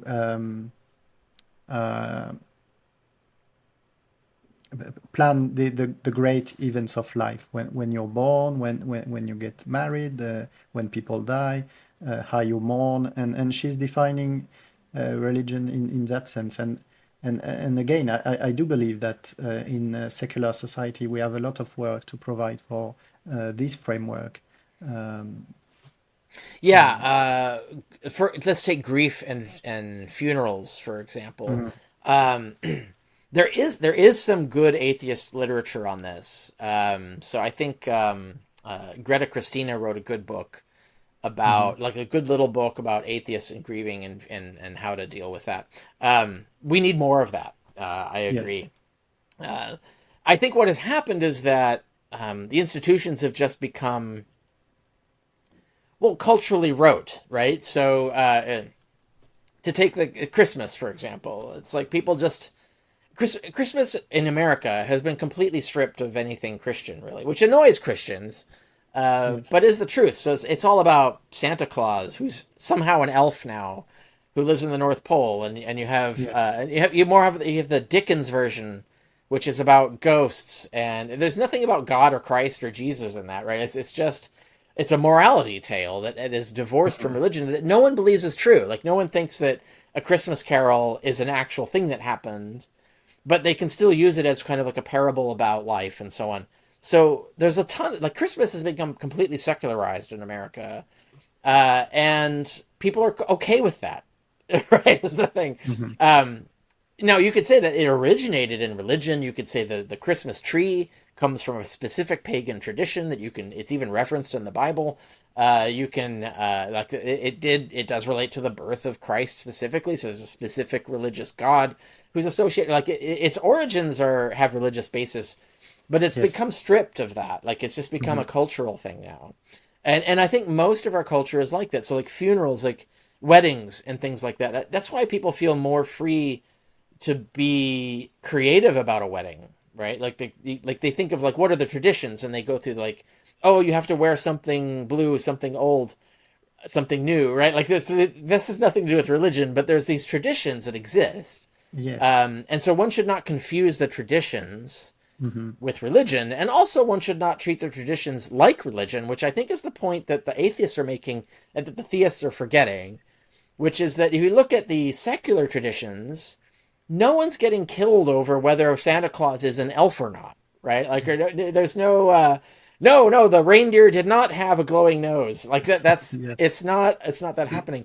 And the wedding traditions are just cute and fun, but no one's saying like, oh my God, I'm going to disown you if you don't follow the something blue, something old, something new, right? Like that. It's I don't know. Like culture is different from religion, and religion does have a tendency to colonize culture, and that's the problem that the atheists are trying to point out.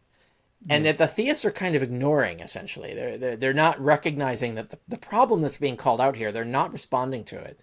They're just reasserting the problem and then claiming that it's good without any evidence.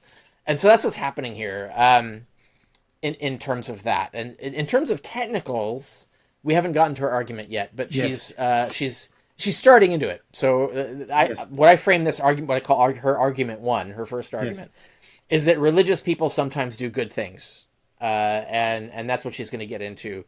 Her second argument will get to something the first argument doesn't relate, unfortunately, is non sequitur. It doesn't relate to the proposition, because the proposition is a relative proposition, better or worse. It's not whether religion does anything good or not. It's whether it would be better off to get rid of it or not. Their second argument will be more on point, which is that without religion, we'd be worse. And she will get into that. And so, but we're right now, and we're in her first argument, which is that religion does positive things, and we should take that into account, which is true. It just doesn't rebut the proposition that they're supposed to be debating. Yes, that's right. And she's before we move on, she's insisting on the fact that ritual can have good effects. And again, in a secular society, she's talking about how rituals can have this effect of make one reflect morally on the moral arc of his life and the moral choices of his daily life, his or her daily life. And I think it's a fair question to say, let's imagine that we are tomorrow in a totally secular society. Would we still have these? Do we have to invent that kind of ritual? And that's I mean, the short answer is yes, although because religion has so anciently colonized these concepts, I think we're often at sea when we think about how would we deal with this without religion altogether. It's hard to get religion out of view and then rethink how things should be done. And to give you an example, like we have like sporting events in America, let's say baseball or football. Football is a good example, where you're supposed to lead the game with a singing of the national anthem.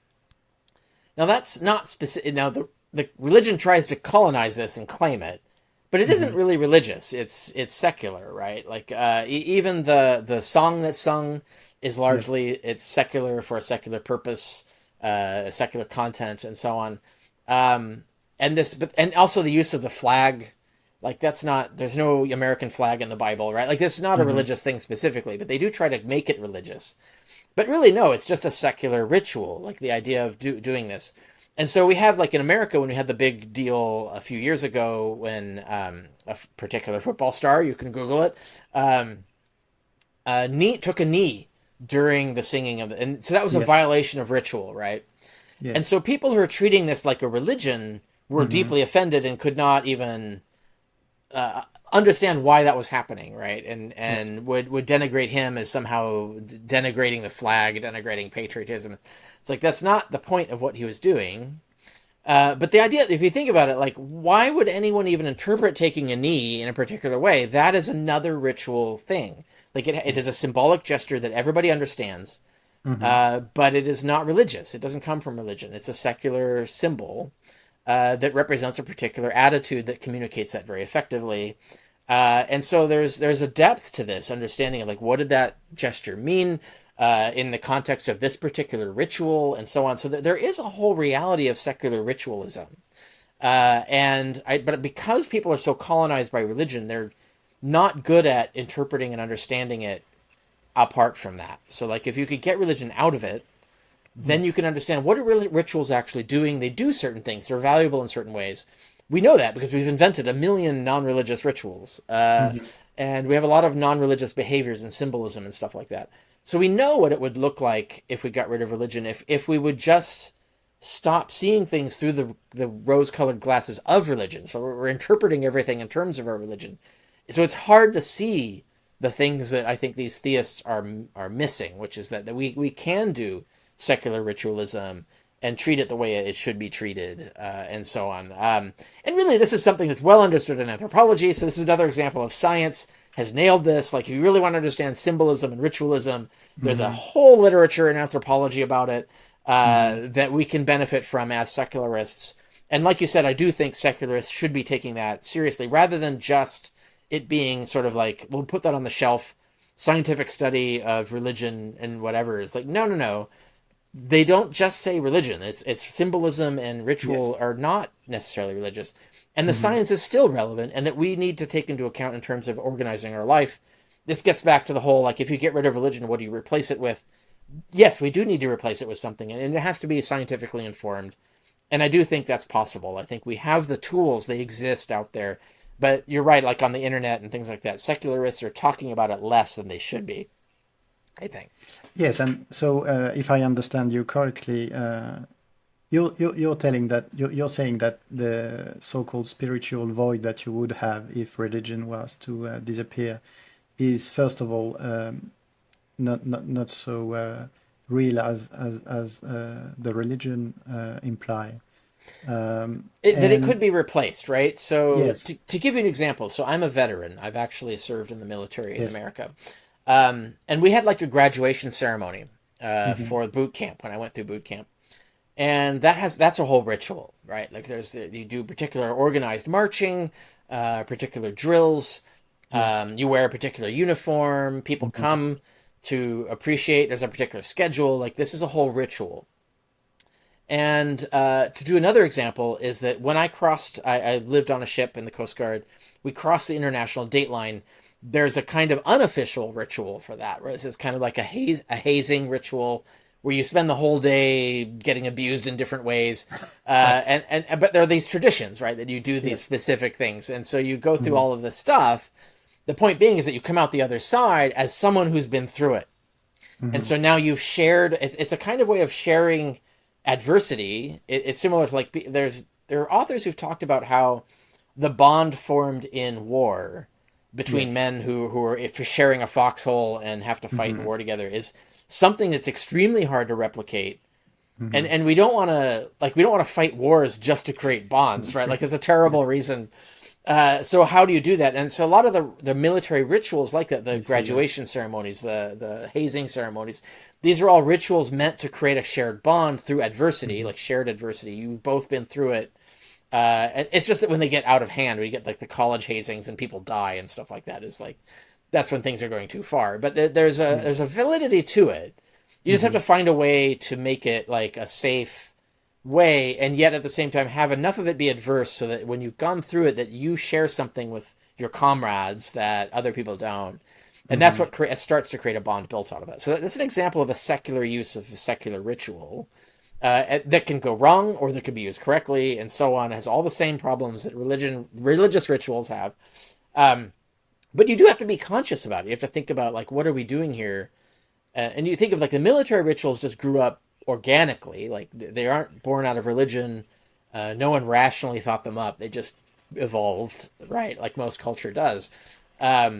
But if you step back and think about it, like, what does this do? This establishes that I have completed boot camp and I'm now transitioning to someone at a higher level. Like, I've gone through the initiation. Now I'm like a competent person to proceed in the military. Or you've gone through the crossing the date line ritual.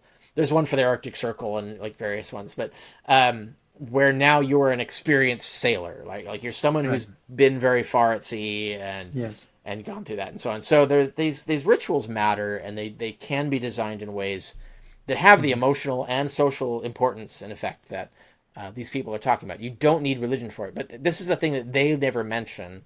And I think the atheists never get to it either. Like, they never, I think this is kind of your point, is that the atheists in this debate are kind of just overlooking their reference to ritual.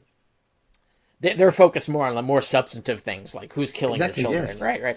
But this other side issue is important, and I do think needs to be addressed more than it is for that reason. Yes, I agree with you that the atheists on this debate are winning quite clearly the debate. But I think that their opponents are making quite good points, but they are more not that specific to the debate. Yeah, And I when think, for example, on this issue, can you imagine a debate between atheists and theists on the importance of rituals? Just that, right? yes, Well, how would that go? And I think a lot of the atheists would have to have, they would go, oh shit, I need to study this. Like they couldn't just extemporaneously do it because they have been lowering the importance of this. Like it's been deprioritized in their thinking. And I think it should be up higher. Like I think atheists should be able to competently have a debate about ritualism and its importance and how to do it correctly and beneficially for society and so on. yes, and for what it's worth, I think that the spiritual content of religious rituals is a bit overdone. I'm an atheist, but I happen to I've been to a Catholic mass a couple of times this last month, and as a neutral observer, and a lot of it, I have to say, a lot of it relies on. I was astonished by the servility of it, and how you have to show. Well, yes. And anyway, I wasn't impressed by. It's very different from a philosophy lessons. Let's say it's. Oh yeah. So it's a lot of, yes, hearing someone from the pulpit and telling you that if you do that you'll have eternal life, and that's obviously a bit caricatural, but I wasn't impressed by the philosophical content of it. Yeah. Oh well. Yeah. But it's also point out to the idea of the servility, the issue that you brought up there. That it is designed to have this hierarchical majesty represented artistically and to impress upon you emotionally that you are supposed to be subservient to this whatever, right? This system, this institution, this ideology, etc. And through an artistic expression doing that. Whereas you look at more egalitarian rituals, and you look for, I was just recently at Dragon Con, which is this big conference here in America, in Atlanta, where I live. And it's basically a city unto itself. It's basically 80,000 people come to this conference. It occupies 5 to 7 hotels in downtown. It's like a massive conference. It started really about comic books, but now it's about everything, everything fan based. So movies and comic books, video games, etc. But it has become a ritual practice that when you go to this, you go in costume, right? So you take the costume of some character in a comic book, a video game, or a movie, or a TV show, or something, and that you dress up. Like that's the idea, is that you go dressed up. And that is, and it's not hierarchical in the sense, like there's a hierarchy in the sense of whose costume is more impressive, right? But there's no, it's not presented that we're the two-sided way that Catholic Mass is, right? Like everybody just goes and does this. It's like a democratic exercise. And so that's an example of like a democratically organized ritual versus sort of the hierarchical, rigorous structure. And I don't know. That carries meaning. Yes. The two different things do, and I think it's worth having conversations about, like, do we even want those kinds of rituals? Could they be better? And how important is it? I think there's an extent to which people could overemphasize how important rituals are, and an example of that is the obsession over flag code in America. There's a specific set of rituals about how you're supposed to treat the American flag that are super, super meticulous. And there's a sense that, like, if you violate flag code, it's some sort of great sin, right? Like, that's a terrible thing to do. And I think the attitude towards ritual needs to be adjusted in that respect. It's like, there's a certain value to flag code, but you need to not value it that much, right? Like, it needs to be... and of course, the people who think flag code is great then will go and like put a flag on their head, like a flag as a rag on their head, and not realize like that's a massive violation, and they think that's patriotic, right? So, more consciousness about our rituals and what they mean and whether they're harming us or helping us is useful, and I think that's something in addition to the aesthetic conversation that I think atheists need to like colonize more than they have been doing. Like they mostly ignore it as too trivial, and I don't think it is trivial. We know it's not trivial because these theists are actually bringing it up as almost their main argument here. So clearly it's important, right? So anyway, that's me ranting. We can proceed with Rabbi Neuberger and her argument.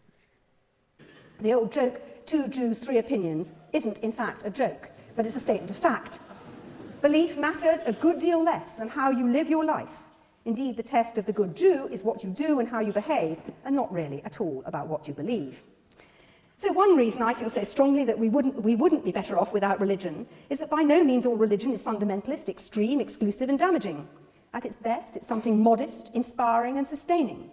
The modern division, to my mind, should be seen as that between those full of certainty, who scorn the beliefs of others and have a dogma of their own that allows no real debate, and those who are occasionally full of doubt, but who are tolerant and who are respectful of other people's views. That division is by no means between the religious and the secular. The Crusades, Islamic, Jewish and Christian fundamentalism, fascism and communism are all the results of total certainty. For me, the moderates, religious or not, are the ones who need to unite. And those moderates within the religious world have much to give, to teach, and yes, also to learn. She's trying to make the point that the real divide is not between the religious and the atheist, but between the fundamentalists on both sides and the moderates. Yeah, that's a good way to frame it. That's a steelman of her argument, is that she's trying to separate the fundamentalists from the average believers. I could critique that in a lot of other ways that I would avoid because it's bait and I would be wasting clock. But like there are issues like the reason the non-fundamentalists don't unite and accomplish much is that they're not that confident. It's the fanatics, the extremists who get organized and are passionate enough to do this, whereas everybody in the middle is not motivated enough to actually take kind of like a concerted action. Yes. And that's a logically inevitable consequence of where they are. Like it's not a criticism, it's just the reality. And that's why religion is a problem, because it leads to this fanaticism, this fundamentalism. If we got rid of religion, you could just have the liberal milquetoast people in the middle, right? Like you could, without, and that's also a point made by, I think it was it Dawkins? I think who made the point that the fascists, the communists, and things. I don't know. It was Hitchens who made this point. Those are also religious people. They have a religion of the state. They're the same mindset. So you can attack Marxism as really a religion in which the god is the state. Yes. And as opposed to and he's against that concept of the as a Marxist himself. Yes. He's against that concept of the realization of Stalinism, essentially. Maoism, he mentions specifically, the Khmer Rouge, where it was all like there's this sort of it's the same thing, whether there's an actual supernatural god involved or not. And I've made that point recently when I did a massive critique of Jordan Peterson, where what he's selling is a kind of secular religion that's more acceptable to people who just can't believe in demons anymore. Yes. But they need some sort of other worldview that sort of makes sense with science, that conforms to, they can then jump to and live inside.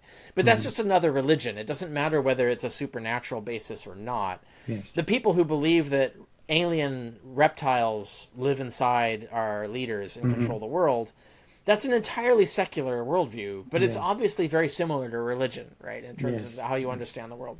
And I think that's important to recognize. And I think she's kind of just riding right over it in her. And even though Hitchens and Dawkins have both made this point already in different ways, she's reading her speech. She's not paying attention to the fact that they've really already addressed this. So she's kind of burning clock at this point. Yes. And we'll get to that when she concludes. I'll do the final analysis of her argument. But would you agree with that point that another way to put it is that in your experience, is someone being an atheist a good indicator that you would overall find this person interesting or right. Yes. No. Yeah, that's a good point. Right. Yeah. No, because that's just one position on one issue, right? That doesn't tell you anything else about them. Yes. So I do think, you need something to replace it with. Secular humanism, for example. You do need to have something that defines you. It just needs to be secular and scientific. So I do think there is a valid point to say, like, someone who hasn't, just because they've disabused themselves of the supernatural doesn't mean they aren't just, like, wrong about everything or a danger. Like, their ideology could be dangerous for society or for themselves.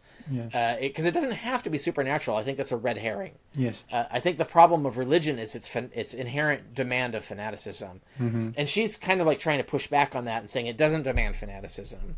But in reality, it does, right? Like, so the point being is that you can't, like, you're not really going to be accepted in a church saying, I don't believe any of this stuff, but I like the sermons, right? Like, That's right. like, immediately they're going to be suspicious of you, and that's the attitude that is the problem that Dawkins pointed out. That religion spreads this attitude of this firewall of hostility towards someone who's not buying it, and that's the reality of what's actually happening. I would, like, if I were to follow her, one of the points I would make is the point that I made in my article called "What's the Harm," where I do talk about the obvious stuff about conservative religion, and then I go into liberal religion, and it's still a problem, even though we're super grateful for the religious liberals because they much better company, much better neighbors than the others. But the thing is that they're still adopting an epistemology that is misleading them.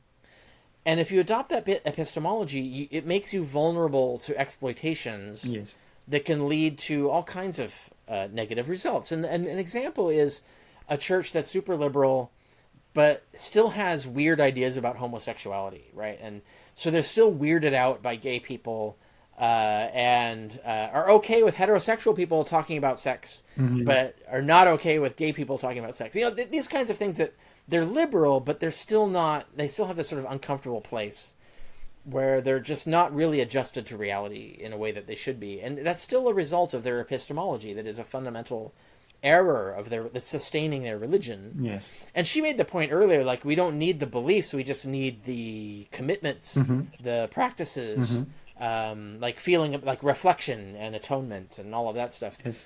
In a sense, she kind of lost the argument there because she's basically admitting that we don't need religion. We could have all those things for secular reasons. She doesn't say that, but she basically almost said it. And were I following her, I totally would have nailed her on that. Yes. And caught her and used it against her on that.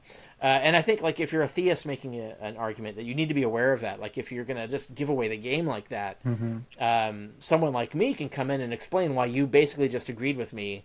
Like, I can just use your argument for my position now. She's not aware of that. She's trying to make this, like you said, the distinction between fanatics and ordinary mainstream believers. And I do think there are still problems with mainstream believers. They just aren't the same problems and aren't as bad. I've lived and worked within modern, non-orthodox, Enlightenment-influenced religious communities most of my adult life. Communities for whom the idea that revelation is a once and forever event is complete anathema, but for whom the idea that we are put into this world with a purpose, however dimly we may perceive it, is a given. With all the passionate rationalism that convinced atheists bring to bear, they miss the experiential, what motivates so many people to do good. It is that sense that we are here for a purpose to make the world a better place that has led so many to social reform that wouldn't otherwise have taken place. It was, for instance... We'll have the questions later, Krista. You'll get your turn. You'll get your turn. It was, for instance, religious sensibility that brought us hospice and palliative care. You may or may not share the convictions of those who developed it, but you could hardly deny that in terms of modern healthcare, the relief of pain of people who are dying has been one of the great advances, one that many really good scientists, desperate to find cures, simply didn't consider.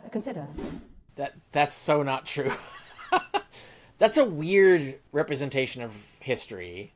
First of all, hospitals or the equivalent of hospitals and palliative care go back probably before the written record. This is not like something that religious people... It's not something that Christians invented. It's not like you had scientists who are not Christians or not religious. Let's say scientists are not religious, and religious people, and the scientists were just ignoring the need for palliative care, and the religious pagans are saying, no, we need palliative care.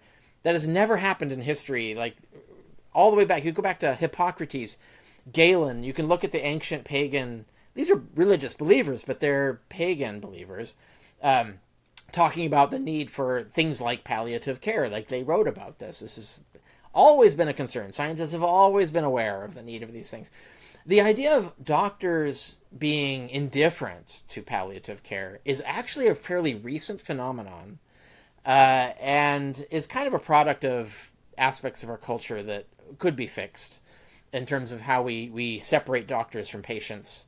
Like, doctors are these superior priesthood that they just don't disregard what patients say and things like that. Yes. Like, that's a reality. It wasn't caused by atheism. It wasn't caused by religion. It has its own set of causes, and it is a problem. But it has nothing to do with how she's framing it, as if religious people are the ones always aware of this, and those dark, disinterested, callous, psychopathic scientists never thought about this. That's never been the case in history. It's always been the case. From as far back, it's been the case that doctors were concerned with these things. And it was just happenstance that they were associated with religion, really, because religion was the way that you would do this, right? It was the pattern through which you would do it. So you have the earliest palliative care is like in the temples of Asclepius. So, yeah, religion, not Christianity, not Judaism, but religion had this. But that was because Asclepius is the god of healing, and where are you going to go if you're superstitious? You're going to go to the god of healing. And so that's where the culture concentrates its resources for palliative care, because that's where everybody's going. And this relates to Dawkins's point about the artists, like all the religious art is because religious rich people were paying them to make religious art. That's the only reason it's religious art. They could have paid them to make any kind of art, and it would have been just as good. And so it's just that the fact that we didn't really have secularism when hospitals were first invented. Now, what I should say, palliative care would first. When hospitals were first invented, it was totally secular, which is the Roman system of legionary hospitals, which were the first true hospitals, and they were totally secular, rational function. The way they were organized, they were not like, they might have had a shrine to Asclepius or something in them, but they were not functionally religious, and that predates Christian. So she has kind of a false sense of history, but it is one that is commonly repeated and so easily believed. Like, if you don't fact check these things, I've written about this with Tom Holland is the Christian version of her making this argument, and I've rebutted him on this and other points on my blog. But it is a common belief that Christianity invented everything, when in fact it didn't. But the point being is she's trying to frame this as science can't give you this, but that's not true. That's false. And she's not giving any true examples of the point she wants to make, which at least is the point relating to the topic, which is that somehow we would lose something if we lost religion. She's implying we would lose hospitals and palliative care, but that's false. And everybody in the audience knows that's false, so it's not even a good, disingenuous argument, rhetorically speaking. So, especially because in England, we're talking about national healthcare systems that are Marxist, fundamentally socialist, which comes out of Marxism, etc. It's not. Well, it wasn't the religious people who invented the national healthcare service, right? National health service. It was socialist ideals, secular socialist ideals for making the world better. It wasn't the churches. It wasn't the Church of England. The Church of England did not begin the national health service. But to go back to her point, she's still trying to answer the question: would we be better off without religion? Considering that it's a decidable question and that it's decidable upon data, and she's trying to come up with facts, and so in a way that's a bit more specific and on point than the previous speaker on their side. Yeah, I'll point out the way I flowed this when I diagrammed it. Her first argument is religious people sometimes do good things, which is, she gives examples, which is good, but it's a drop because it doesn't respond to Hitchens or Dawkins, and it doesn't address the motion, so it's kind of a moot argument. Her second argument is what she's just now getting into, which is that without religion we'd be worse, is what she's trying to argue.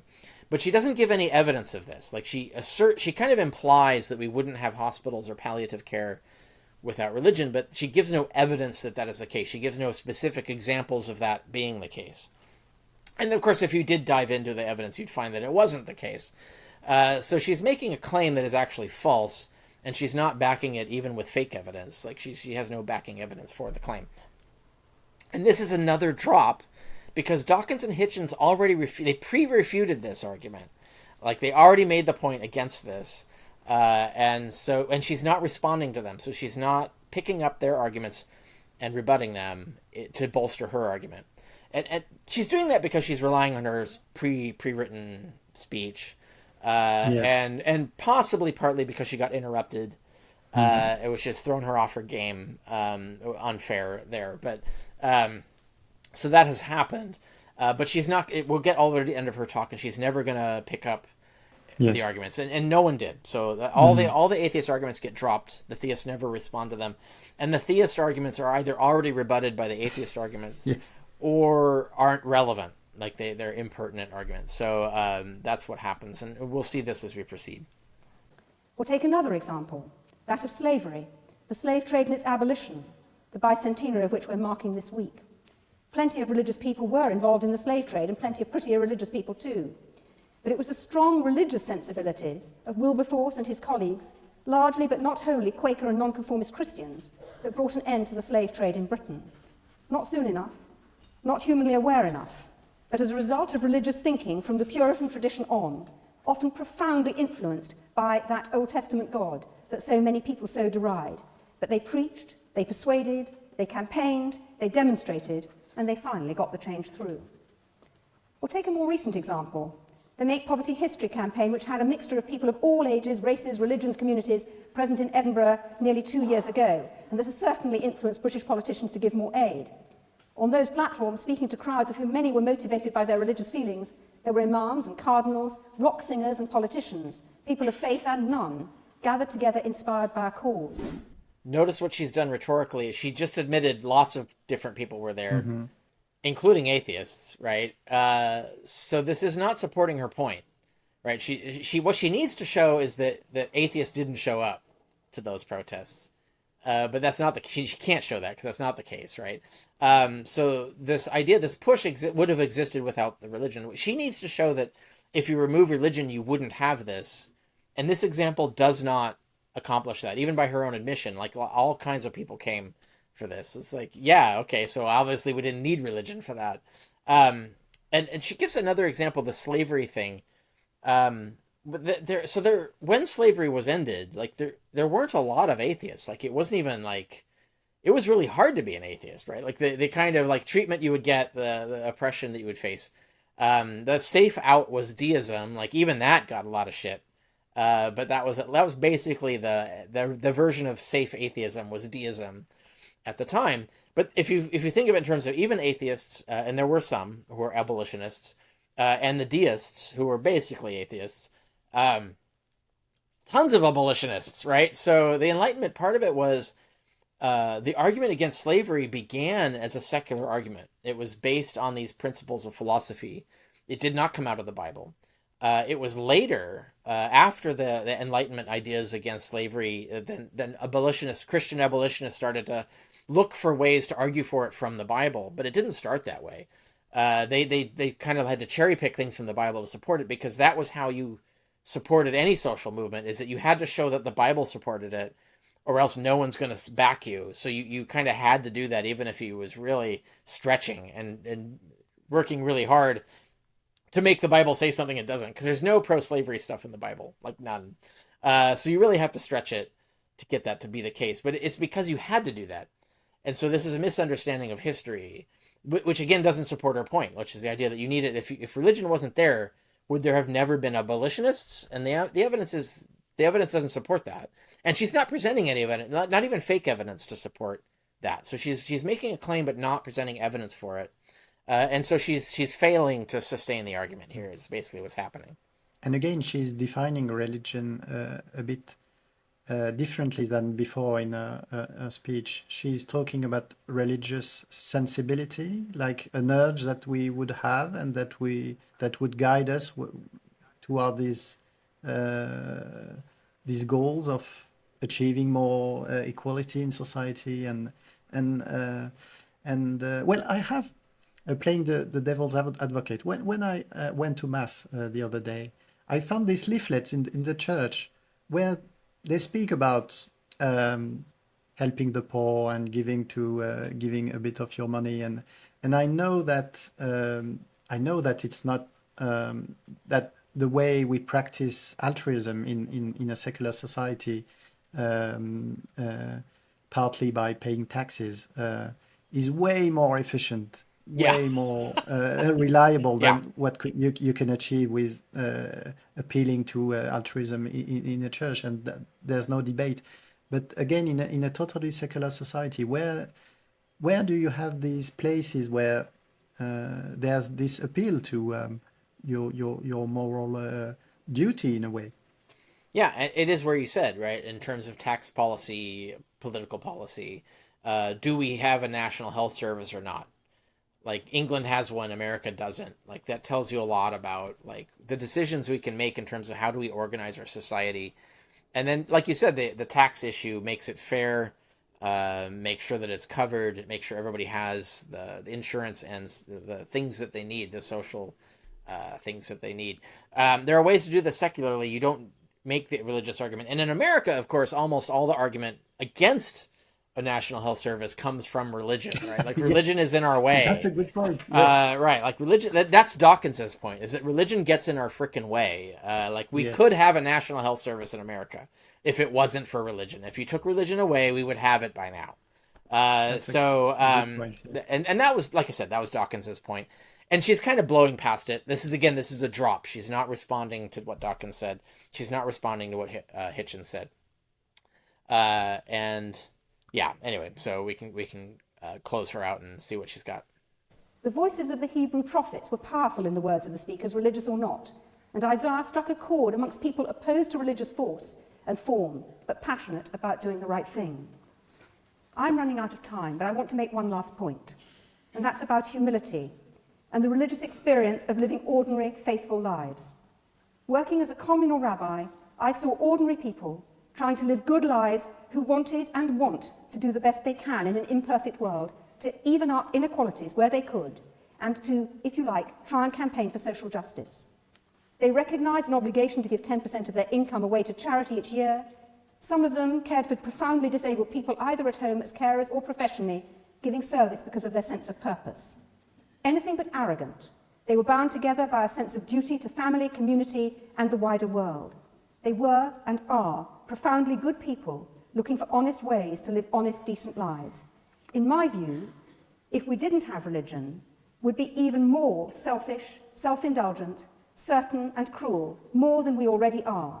Religious people can without doubt be all those things, but they can at best change the world because they believe in moral purpose, experience a sense of inspiration above and beyond themselves, as many of us do, and inspired by their belief to act. Thank you. Notice how she landed on an argument where she just made this statement that it's relevant to the proposition, which is that if we didn't have religion, we would be more selfish, etc.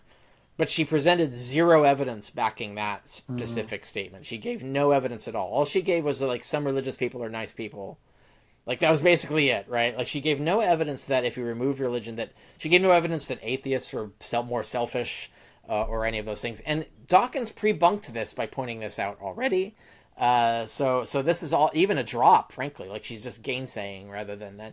Gainsaying is another tactic in debate where you just keep repeating the refuted statement without rebutting or without answering the rebuttal. Yes. So that's kind of what's happened here. But more structurally, in the organization of her pre-prepared speech, she gave a statement at the end that was her thesis that none of the previous material actually supported, right? It was all disconnected. It was all about religious being nice people, but that's not the statement she was making at the end, which is that non-religious people aren't nice people, basically, or are less nice people. But she didn't give any evidence of that, right? Which you can't. Like, the science won't back you on that. So that was a fundamental fail, I think, and for that reason. And then we're going to get to Grayling, the last atheist presenter. The third speaker for the motion is Professor Anthony Grayling, Professor of Philosophy at Birkbeck College. author of many books about philosophy, Berkeley, Wittgenstein, Russell, biography of Hazlitt. He also wrote a book called What is Good? The Search for the Best Way to Live Appropriately. And his new book is called Against All Gods. Professor Grayling.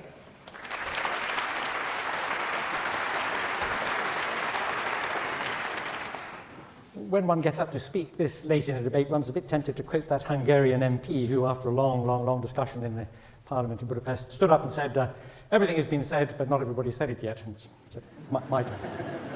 Some of you might have noticed the news item today about the Pope Benedict XVI, giving a sermon last weekend in Rome and telling the congregation, reminding them perhaps, that hell is a real place. It's a palpable, tangible place, and the eternal fires of hell really exist, and those who don't accept Jesus, he said, I'm paraphrasing here, will roast eternally because of their failure to do so. And this shows how very up-to-date Pope Benedict is, because obviously he's heard about tonight's debate, and this is an intervention. Although I've been trying to work out all day on which side it's an intervention. And is he trying to persuade you to vote, against the motion, or is he actually a fifth columnist on our side of the argument? Well, it isn't clear. Now, I imagine a Martian PhD student. I suppose there are also PhD students from Venus as well, but this was a Martian PhD student who is studying the ethical systems on planet Earth and has read all the documents, all the treatises, all the philosophical works, the scriptures, the teachings of the Holy Fathers, and has come to the point at which he's got to do some field work. And so he is beamed down by the Martian equivalent of Scotty to Waterloo Station at rush hour, so there are plenty of people about. And he falls into conversation with people having coffee, waiting for their trains. And he asks them a question, actually rather an astute question. He doesn't ask them what they think is right and wrong, good or bad, and why. Instead, he asks them this. He says, what kind of people would you like your children to be when they grow up? And he asks them this because he wants to get from them, to elicit from them, their very best thoughts about the best kind of life.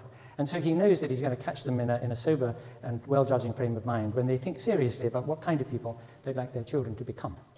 And he finds, when he's talked to enough such people, that there's quite a consensus among them.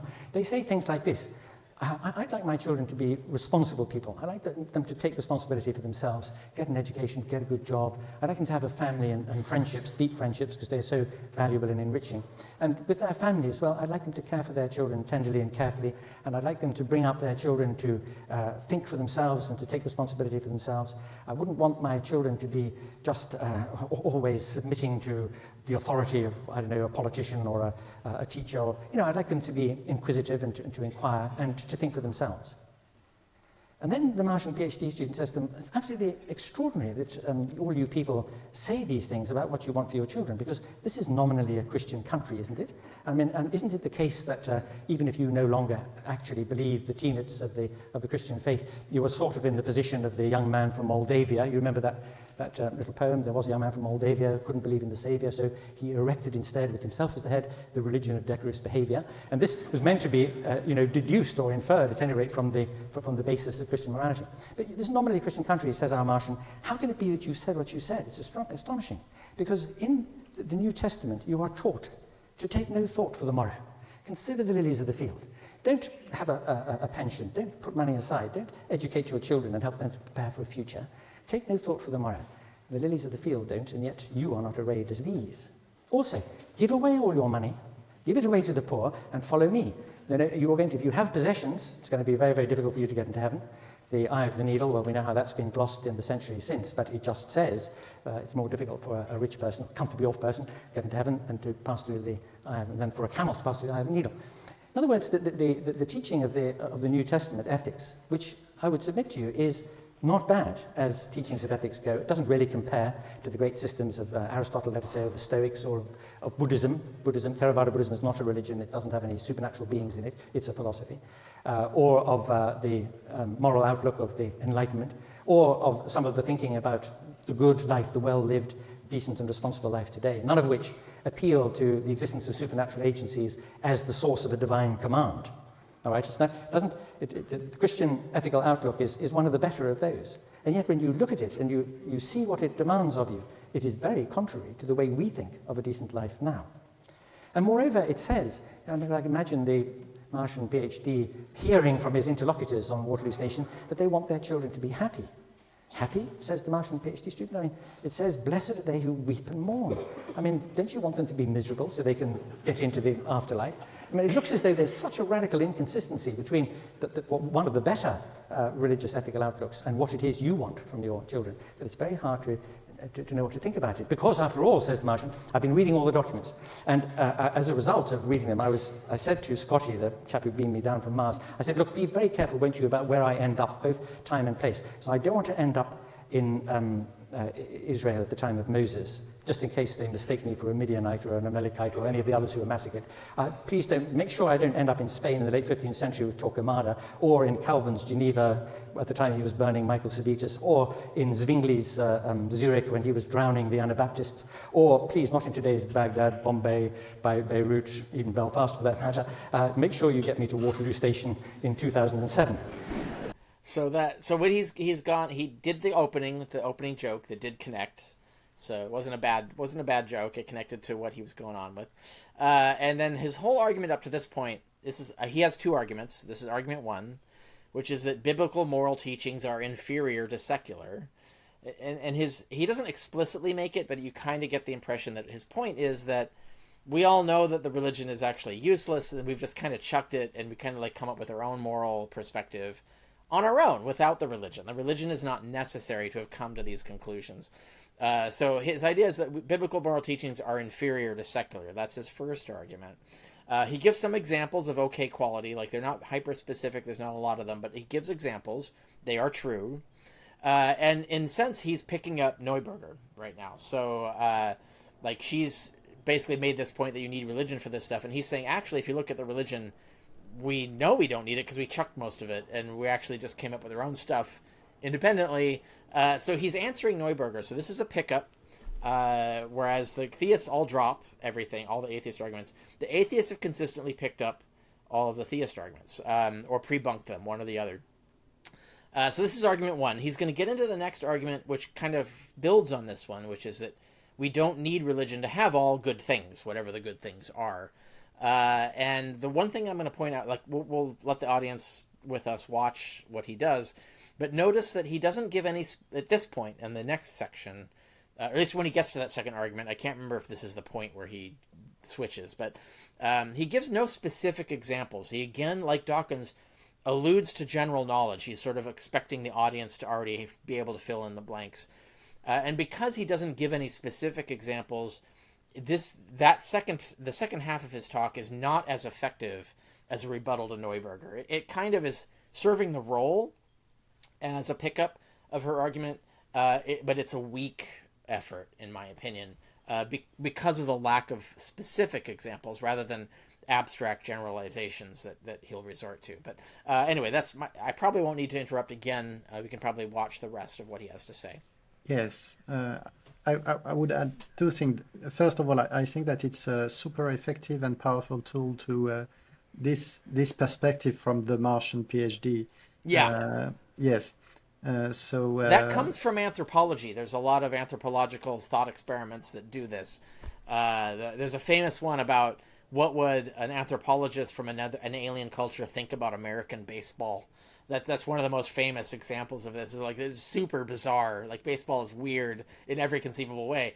How would an alien explain it? It allows you to like step outside your culture and realize that these are decisions and strange decisions and not necessary decisions. And so you do have to explain, why did these things happen? Why are we thinking that way? Why did this happen? And so, having the view from somewhere else is a super effective tactic. And I agree with his approach in that respect. Yes, and secondly, when the Martian PhD asks the person from Earth to make him go precisely in Waterloo Station in London in 2007, that reminds me of John Rawls' Veil of Ignorance. If you are unaware of your personal circumstances, what kind of society would you imagine?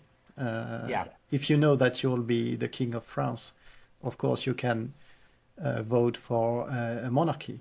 But if you don't know that you will be a really poor peasant, well, then you'd better imagine a society with social services and Right. Yeah. social nets. And so there, yes, even if if you didn't know in advance if you were religious or not, and in what type of society you would end up, as he says, you wouldn't like to be in Torquemada, Spain, or today's Basora. Yeah. It's worth calling attention that he did name drop Aristotle and talked about the Stoics and Enlightenment philosophers and modern philosophers. And the point being of him mentioning all that, and he does say that they're actually better, like they're more sophisticated, more rational, more evidence-based. That was a good throw out. Like that needed to be said by someone in this debate to support the proposition, because the point being is that we don't need religion for ethics. We actually can do it better. And important, that's a relative term, better. We can do it better without religion. So it was very nice of him to put that in. That was an effective pickup that kind of like answered the argument that's been carried by several of the presenters so far. Because when I'm not thinking about the better of the religious moralities in the Christian New Testament, gosh, really? I think about all these other teachings, I find that it is not simply a question of the teachings being very questionable, or not just a question of the practice allegedly based on those teachings, which is very questionable, but the entire assumption, the entire outlook about what it is to be a good person and to live a good and decent life, which is so at odds with the way we in our secularized modern Western liberal democracies have come to see as life of achieving and flourishing and doing well for others. And I end on this one note. Julia pointed out that, and so indeed did Nigel, that religion and its inspirations and the art it's produced and the rest have played a very important part in what you might call, and what I might, just speaking secularly, call the spiritual aspect of our lives, our emotional and intellectual responses, our enjoyment of beauty, our desire for love. And I mentioned this to you, as Hitch in his eloquent intervention during that moment was implying. Those who don't have a religious outlook appreciate a fact about human beings, that for all their capacity for greed and unkindness and cruelty and the rest, they also have a remarkable capacity for the good, a deep sense of connectedness with other people and a desire to be connected with the world as a whole. You look at people in their gardens, or going for a walk in the country, or at a concert, or looking at pictures in an art gallery, and you see that you don't need supernatural agencies or religions or ancient scriptures to explain the fact that human beings are capable of good, and that most of the good that there is in the world has come from that source, and not from some alleged supernatural source. Many thanks. So I'll just note before we continue, solid point. Like he makes a good point there, and it's an essential point to make. But he did not give any specific examples supporting the point. Like he made some allusions to examples, like in the assumption that the audience knows what he means. But he didn't get into the nitty gritty of like actual specific examples supporting the fact that we don't need religion to have these things.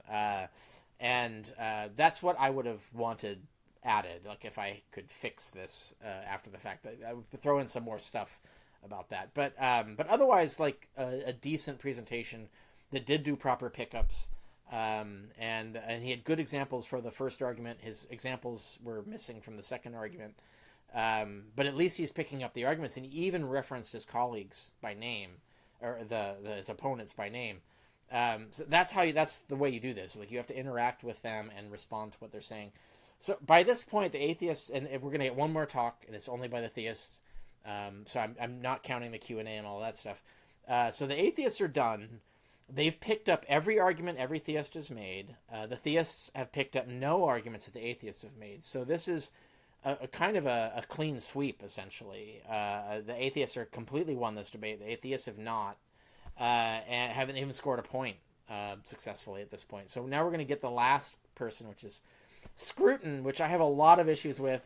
Already? Because they market him as a philosopher, and he's really bad at it, and I don't even know where to begin. I'll have to like hold my tongue and like limit myself to what I critique about Scruton. Scruton's terrible. He's the worst one of all of these. But anyway, we're about to hear that. Our final speaker against the motion is another philosopher. He is Roger Scruton, who has written many books upon his subject. He's written about aesthetics, he's written about music, philosophy of architecture, and he's written a book called Philosophy, Principles and Problems, into which perhaps this motion fits. So please welcome Roger Scruton.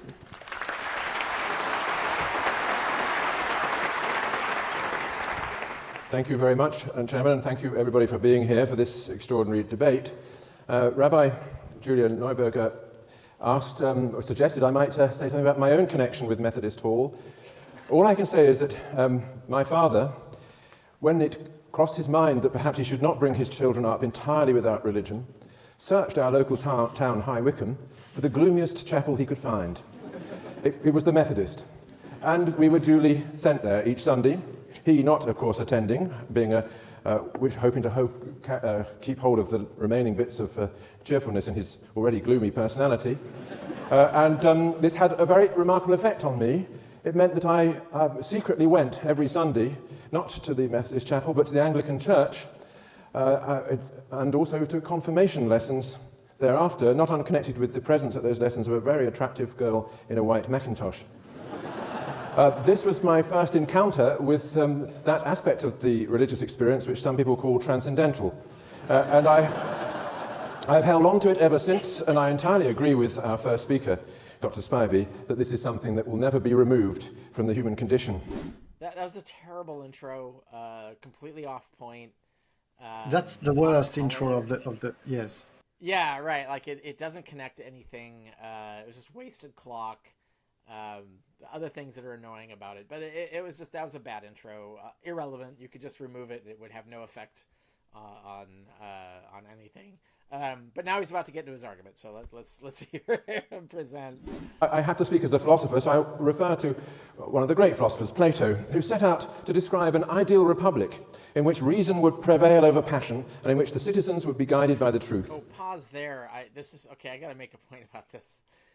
He's going to rant about Plato's Republic. And what he said just there is that Plato's Republic is about basing a society on the truth.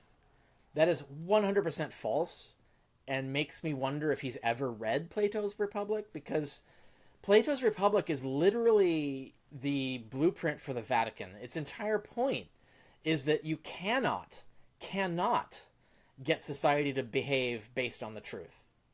So that is the whole point of the Republic, is that you have to have these false myths, these lies, a kind of basically a religion that you have to convince people of, and you have to prevent anyone from questioning or changing the myth up to the point of killing them. Like, so he says, like, first you have to haul them in like 1984 and like torture and interrogate them and say, are you sure you really want to? And then like if they refuse all re-education efforts, they're to be killed. Like, this is Republic. So Plato is not saying this is our secular society. Plato is rejecting secularism. He's rejecting secular humanism altogether. He's saying you need the perfect religion to fool everyone into believing. Even though the elite know it's false, they have to convince the public of believing it, and up to the point of killing anyone who threatens this system. And that's the only way you can get people to behave. This is literally neoconservatism and fascism, like the way it was, the whole concept of it, as exercised by the Catholic Church throughout the Middle Ages. Like, it's just a realization of Plato's entire system. He's completely gone off the rails immediately by saying that the Plato thought it would be based on the truth, and that's Plato's whole point was that it can't be. But also that what Plato's describing is a religion. And he's about to go on, I know this because it's really frustrated the hell out of me. He's going to go on claiming that this is a juxtaposition, that Plato said get rid of religion. No, Plato said get rid of all other religions. You have to have this one true religion, and then you have to suppress all the others. So what Plato's advocating is basically modern monotheism, the idea that you can't have an ecumenical paganism. You have to have a monolithic monotheism that obstructs, kills off any other monotheism. So you basically, it's the horrors of Christianity versus Islam and Judaism, like this fight, this war between. Plato thinks that's a good thing, like that's going to work out well, and that's what we should aim for. That's the real Plato. So what Scruton's talking about is not in Plato. It's a complete misrepresentation of Plato. But he's going to sell it, and trust me, he's going to sell it as what atheists want, and therefore what society will look like without religion is going to be this sort of vain idea that we can rule with rationality without religion. That is not what Plato's Republic said. Also, Plato's Republic is fiction. so it's completely irrelevant as an example for how reality works. It's completely irrelevant example, even to his point or the resolution. But anyway, that's my rant about that. We can let him go on with this. No, that's all very interesting. He's a very conservative philosopher. And I don't know. guess... I don't know. I'm not familiar with his work, so all right. I don't know that. Yes, I think it's fair to say that is associated with the more conservative parts of the English society. That explains a lot. Yeah. Yes, and his point here being that if you lose tradition, I think that he would define religion more as tradition, and if you lose that, then you end up with some sort of totalitarian society. Right. Yeah. I think that, and so, yes. But he's going to give no real world examples establishing that argument. So which is a fail. Yes, that's right. So anyway, yeah. Yes, no, he could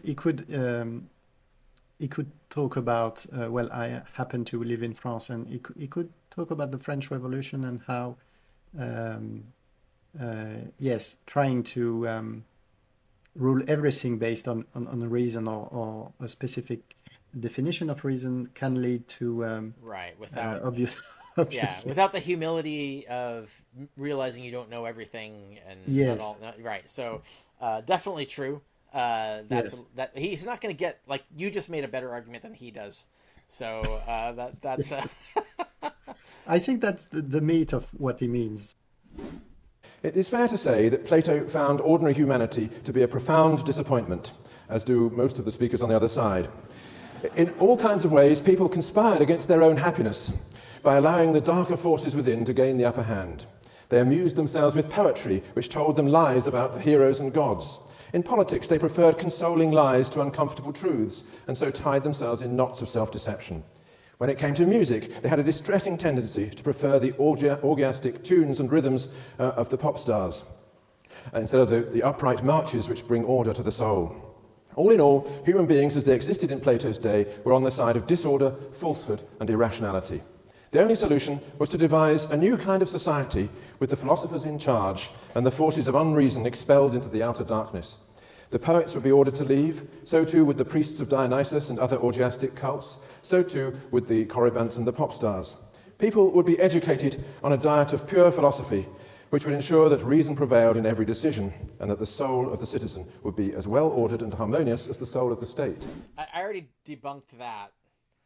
Right, what he's characterized Plato as saying is that's not what Plato said. Like he says there actually has to be myths that are controlled by the state that people have to believe in. So he's not basing on any of that stuff. But the other thing is it's worth pointing out is that Plato's pupil was Aristotle, and Aristotle literally, like, his entire opus is rolling his eyes at Plato and saying, "Okay, boomer." Like that was basically Aristotle's reply to Plato. Is like, Plato is just wrong about everything. Ignore this guy. And so you get Aristotle's politics, which is much more rational, much more objective. And even Aristotle himself he's like the Freud to psychology. Aristotle is to science, because Aristotle's the first guy to actually start, okay, let's stop like talking fantasies and bullshit from the armchair. Let's do something empirical. And so Aristotle tries to do philosophy on a sweeping, comprehensive fashion empirically. He's not right about everything because he's the first guy to do it, right? So he's not right about everything. But he sets the groundwork for how to do this correctly in a way that Plato did not. Plato's methodology is garbage. It was not successful. But it's very popular nonetheless. But after Aristotle, then you get other philosophers doing better than Aristotle at everything because they're following Aristotle's own method to use empiricism to improve on philosophy and stuff like that. So, but he just says Plato, and then he says, as all other philosophers throughout history have advocated a similar thing. No, not at all. We just glazed right over Aristotle, the Stoics, which got referenced earlier by Grayling. There's just so much going on that he's just erasing from history. It just as for him to claim to be a philosopher just kind of pisses me off. This is such a bad lecture on philosophy. It's just misinforming the audience, and it just annoys me as a teacher. Anyway, so let me get off of that soapbox, and we can continue with his argument, at least, which you correctly characterized before. Plato is only one of the many thinkers down the ages who have advocated an ideal of reason and reasonableness and who have dismissed those aspects of the human condition which fail to conform to it. Plato was ambivalent about religion since he believed that it had both rational and irrational forms, but he was adamant that the irrational forms were dangerous and that we would be better off without them. Suppose someone were to say that we would be better off without love. After all, love often leads to disaster. The love of Helen for Paris, for instance, which led to the Trojan War. Love brings with it jealousy, possessiveness, obsession, and grief. People can love the wrong things and the wrong people. They can go astray through love as they do through hatred. Most people in this room, I hope, would respond to that argument in the following way. They would say, whatever the disasters that love may cause, love, judged in itself and without regard to contingencies, is a human good. Perhaps the greatest of human goods. The important thing is to learn to love rightly and in the right frame of mind. The disasters, if they come as accidents and not by necessity. That is surely the response that should be made on behalf of religion. Of course, religion leads to disasters like the 30 Years' War. People can believe in false gods, attach themselves to evil rituals, and so on. Religion can exert a stultifying effect on the intelligence, imagination, and humanity of those who subscribe to it. Do we think that that is not true also of science sometimes? Anyway, none of those possibilities implies that there is not a proper development of the religious urge in which people learn to worship the right things in the right way. Christopher Hitchens travels around the world visiting places beginning with the letter B, and discovering all around him insoluble conflicts. Maybe that's partly his problem, but of course those conflicts exist. But is religion the cause of them, or just one of the ways in which they are expressed? Visiting one of those places beginning with the letter B once, namely Beirut, in the middle of the Civil War, I went out of the city to a nunnery in the countryside nearby, in which all kinds of victims of the Civil War had found refuge and were being looked after by a little nun. And I said to her, how on earth can you cope with this influx of damaged people? What are you to do about it? And she said to me something very simple. She said, que le bon Dieu est bon. On lui donne comme ça, et il nous rend comme ça. She opened her arms and said, he gives us back 10 times what we offer him. And what had he offered her? He had offered her the ability to look after damaged people of every faith and restore them to a sense of normality and to live life again. That seemed to me to be an adequate expression of the religious urge. This is actually a drop. So it sounds like he's trying to say that he's bad at articulating this. So he never outright says, Neuberger said at the end of her statement that we wouldn't have this but for religion. He just implies it, which is kind of a bad way to structure your argument. You need to give a clearer statement of what your argument is. He doesn't do that, but he's kind of implying that. But he's got this, he has 3 arguments. His first is like what you pointed out, is like, well, Plato said this, and that's ridiculous, and that's the only alternative to religion, and so therefore we'd have this failed totalitarianism if we didn't have religion, which is, he backs with no evidence and is a crank weirdo claim altogether. Like I can guarantee it didn't land with the audience at all. It's just a bad claim, and so he doesn't support it with any evidence, even fake evidence. So it's a failed argument from the begin with. But here he's trying to pick up Hitchens. He even references Hitchens by saying, "Oh well, but I went and found someone doing nice things in those same places," and it's like Hitchens even acknowledged that. And so did Dawkins. They said this, that we're not saying that religion is only producing evil. We're not saying religion is the only cause of evil. We're just saying that religion makes everything worse. And so Scruton's argument here does not respond to that. It's a non-response, so it's a fail. It's a drop of the argument. But just saying that, oh, well, but I can find a few people doing nice things, is that's not what they argued, so you're not arguing against them. They admitted that's the case. They argued something else. You're not responding to their argument, so you've dropped the argument. And that's it. Those arguments will never be picked up again. They remain dropped through the entire thing. The theists never rebutted the atheists. But they do create this rhetorical appearance of having responded to them. But it is not a logically valid response at all. And so anyway, that's this particular argument is kind of bad as well. And then he's going to get to his final argument is... he's about to get to that as we run him now. But his religion is needed to answer certain questions like why be moral, And I want the audience to notice that he gives no specific evidence establishing that claim. He's just going to make the claim, but he's not going to actually back it with any evidence, much less specific evidence. And it's worth noting that this is all somehow already a drop because it was already rebutted by Dawkins and Grayling. So he's not responding to what Dawkins and Grayling said about this very argument already. And now I can personally say that I think that this particular argument could have been explored more. Well, it couldn't for time. Like their clock time is so short. I understand why it didn't get in depth, but I think there's a lot more to explore here that would be worthwhile for showing the difference between atheism and like secular humanism and religion. But there's no time for them to get into that. But so I'm just scoring it on what was said, given what they had the time to say. It's still a drop. So this is going to be a failed argument, but he's going to try it, and we'll see. Yes.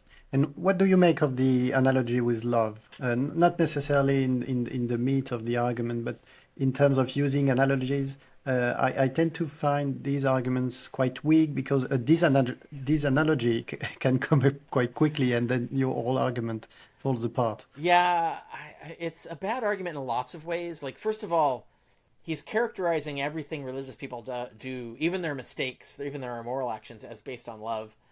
But so much of it is based on hate and envy and despite. And like religion activates and enables a lot of negative emotions. It's not just pushing love.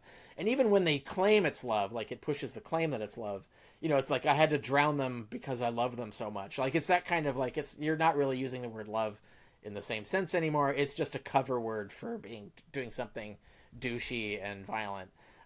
So the reality is just eclipsing the fact that Hitchens already established is that there's too much hate activated by religion, so that it doesn't matter how much love religion activates. We'd be better off getting rid of religion so we could just have the love.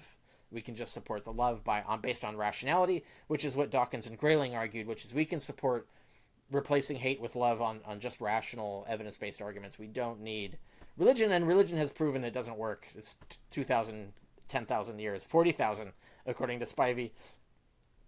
It's been a failure consistently all that time, so it clearly doesn't work for that purpose. But anyway, he's ignoring the actual argument he should be responding to, and that's the problem with this rebuttal.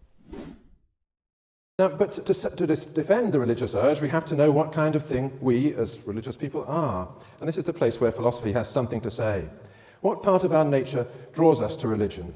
And what is needed if that part is to be rightly guided? Science and logic are not the only spheres in which our reason shows itself. We seek for the causes of things, but we also seek for their meaning. We have moral values, aesthetic tastes, yearnings and aspirations, which, for want of a better word, we call spiritual. Such things are not irrational, even if we find it difficult to provide a scientific foundation for them. Indeed, it is only a rational being who experiences the world in this way, in terms of meanings, values, tastes, and aspirations, and who feels, as a result, the tension between his life and his ideals. There is nothing irrational in this. On the contrary, not to feel it is to be only half alive to the human condition. It is what I suspect Christopher Hitchens felt, seeing the disasters which he encountered as a journalist. This is another self-own, or they've refuted themselves. So Neuberger did this. He just did this. He says, oh, even Hitchens has this. Like, so he's listing all these great things about human nature, but he's claiming that religion is needed for them, but he never explains how. Like, he just asserts it. And then he lists, oh, even Hitchens has these feelings and reactions and stuff. It's like, well, that refutes your whole argument, because Hitchens is not religious, right? Like, so religion clearly is not causing Hitchens to have sympathy for these people and to see these perspectives. So clearly all the good things that he's poetically listing don't need religion, and he just admitted it accidentally by saying Hitchens feels them too. And which is the point also that Hitchens and Dawkins and Grayling have all made up to this point. So it's another example of him dropping the ball. He's not responding to the argument. He's kind of, but it really, like, it's a self-defeating movement right there. And I would call him on it if I had a follow-up to it. Were this a debate that I was in and I had a statement after him. Although it could dovetail to what Spivey was saying, that whether you like it or not, you have this religious urge, and even if you are nominally telling people that you are an atheist, unbeknownst to you, you are really, Right. you know. That isn't what he said. So you're trying to steel man his argument, and I sympathize. But if that had been his argument, if that's what he argued, then my response would be that then now he's doing what Neuberger was complaining about, which is using the word religion incorrectly. He's just using religion as a synonym of human nature, which makes the word religion meaningless in this debate, right? So yeah, if you're saying like if all you mean by religion is that humans are naturally empathetic, well, then that's not what we're here to debate, and no one's going to debate that, right? So we know humans are naturally empathetic, but you don't need religion in the sense that like Hitchens frames and Dawkins frames and Grayling frames, and even the others like Spivey and the others frame. We don't need religion in that sense to have those things, because those things are innate already without religion. And that was the point made earlier, that religions are made by men, people, and so they're not natural. But that's kind of alluding to the same point, that the human sympathies, that what Hume would call the sympathetic emotions, are just human things. They're not religious. There's no reason for religion to colonize or claim them. Anyway, but that's what I would respond to. It had Scruton said that, but that isn't even what he said. Like he's just listing all these great things and just implying that religion, somehow this other thing called religion, causes them, and that we need that other thing. We got to cling to it. But he just admitted that we don't. Like, so we don't. We could be Hitchens. We could all be Hitchens. And if he had said that, he says, we could all just be Hitchens and we'd all be religious and it would be great. Then that he would have lost the debate, because that's exactly the proposition that is the positive proposition at the top of the debate. So anyway, this guy's such a terrible philosopher that I have a hard time taking him being sympathetic and steel manning his arguments. But anyway, that's it. So I appreciate your effort, though. It's good. People who do not convey to us, in whatever way, an awareness of their shortcomings do not attract our sympathy. They're not really of our kind. And isn't it plausible to think that it is precisely this aspirational side of people that draws them to religion? As rational beings, we cannot be satisfied with causal explanations only. The question why has for us another meaning. Not what is the cause, but what is the reason. For what end does this or that exist? For Professor Dawkins, religion has nothing to say about what life is for, so he said to us. But in fact, it's precisely religion which addresses the question what life is for, as opposed to what caused it. As rational beings, we look for meanings, connections, harmonies, and symmetries. We want the world to make sense to us and to answer our questions, not merely in the way the laws of nature answer the inquiries of a scientist, but in the way that the laws of harmony answer the aspirations of a musician. Our reason overreaches the bounds of science, and this is not a deficiency in our reason, but a deficiency in science. Moreover, as rational beings, we make an absolute distinction between right and wrong, good and evil, virtue and vice, and we found our lives on the belief that some things are intrinsically worthwhile and to be pursued for their own sake. Not pleasure only, but love, duty, virtue, and kindness. We can't mount a deductive or scientific argument in favour of those values, for all that Professor Grayling says. He just made a claim that despite everything Grayling said, we can't get there by science and deduction or whatever, which is almost responding to Grayling, except that he doesn't back that. He just gainsays what Grayling said. He doesn't demonstrate it. He doesn't present an argument that Grayling is wrong. He just asserts that Grayling is wrong, which is not a rebuttal. That is a fail. So that's actually a drop. He's basically just trying to say, no, it's basically a nuh-uh, right? Like it's a, no, it isn't. And then not giving any basis. That's not an argument. That's not valid here. So that's the kind of thing that annoys me. But there's also something that happened at the top of that last clip where he's very ungenerous to Dawkins. He misquotes him, essentially misuses a quote that Dawkins gave somewhere else. It wasn't in this debate, where Dawkins was talking about something completely different, where he was saying that like science as a field is not the field that answers questions about like what should you do with your life. Science is a field that answers factual questions that you use as evidence for deciding that for yourself. So like Dawkins is like, what is life for? Well, you decide. Like you're here now, it's your life. You decide what it's for. That's Dawkins's position. But Scruton here is implying that somehow Dawkins is saying that you can't answer that question. without religion, which is exactly not at all what Dawkins meant. And so it's a misrepresentation. And that kind of thing really pisses me off, because I see that happening to me a lot, where theists will quote me saying something and imply that I meant a particular thing that's exactly the opposite of what I said.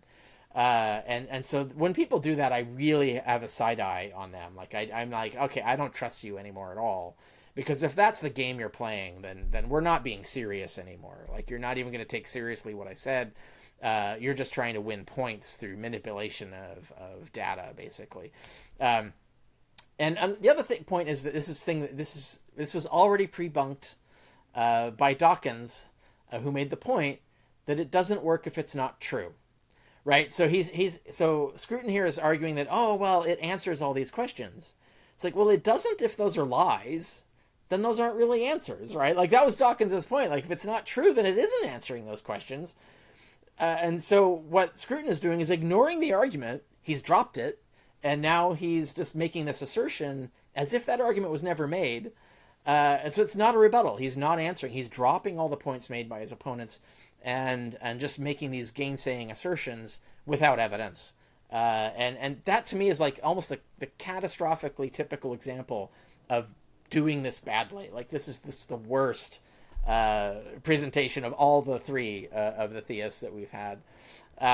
Anyway, that's, again, my soapbox on that. No, I do agree that, but yes, he's also implying a bit in the following of what Spivey said, that were we to live without religion in a secular society, it would all be dry. Not only would we only have the idea to go to the mall, but we wouldn't have any way to find meaning in our lives. And this whole thing about science answering the how question and not the why.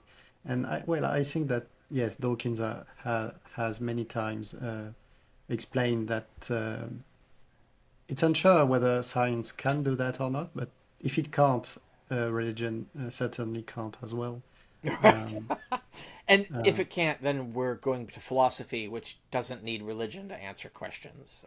Is right. So that's why it matters that Scruton elides all Western philosophy after Plato, with just a sweeping other. He just used other philosophers. Like, no other philosophers have ever. There's no other philosophy. There's Plato. That's it. That was our best shot. We failed, and there's no other secular philosophy ever in history. That just annoys me as a teacher and a philosopher. But we condemn those who condemn them and believe that reason is on our side. All those facts about the human condition dispose us to look for the places where we can stand, as it were, at the window of our empirical world and gaze out towards the transcendental, the places from which light from that other sphere floods over us as it flooded over that little nun in the nunnery near Beirut. There is nothing irrational in looking for these places, or in the thought that we find them by locating what is sacred: sacred words, sacred texts, and sacred rituals. Now, I don't deny that there are wrong ways of pursuing this religious quest.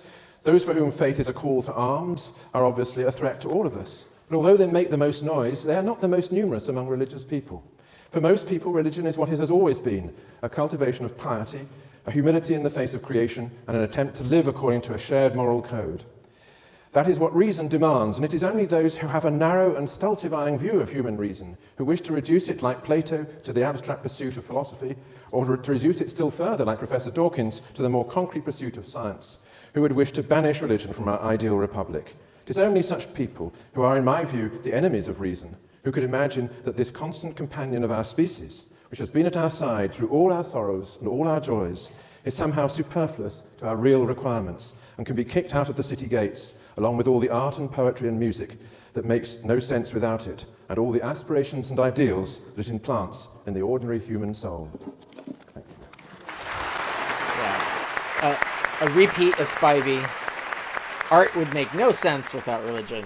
But not rebutting the arguments that were rebutting that already. So, I should point out he also read his presentation mostly. Most of it was read. But anyway, so no, that was like the worst one of them all. Anyway, that's the end of the debate as far as I've looked at it. I didn't look at the Q&A. Mm-hmm. And I think, in terms of formal scoring, no matter which metric you use, it's a complete win multiple arguments, like 3 or 4, maybe 5 arguments from the atheists, and no pickups from the theists, and all the arguments from the theists were picked up by the atheists and not recovered. So it's a complete rout in terms of any technical measure on that. Yes, perfect.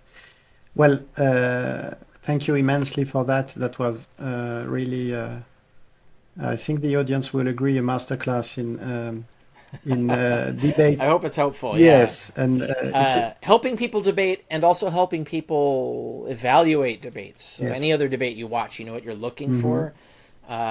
Just be on your guard against being manipulated with words that are triggering emotions, and try to look for what are the actual arguments.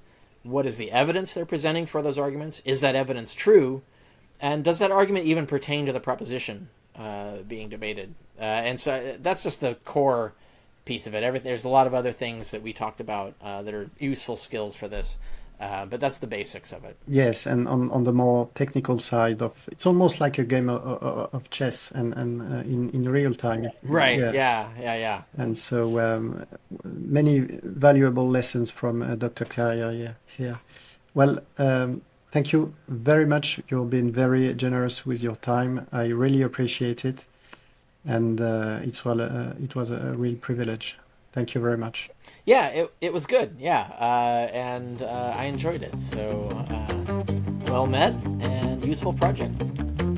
Thank you very much, and hope to see you soon.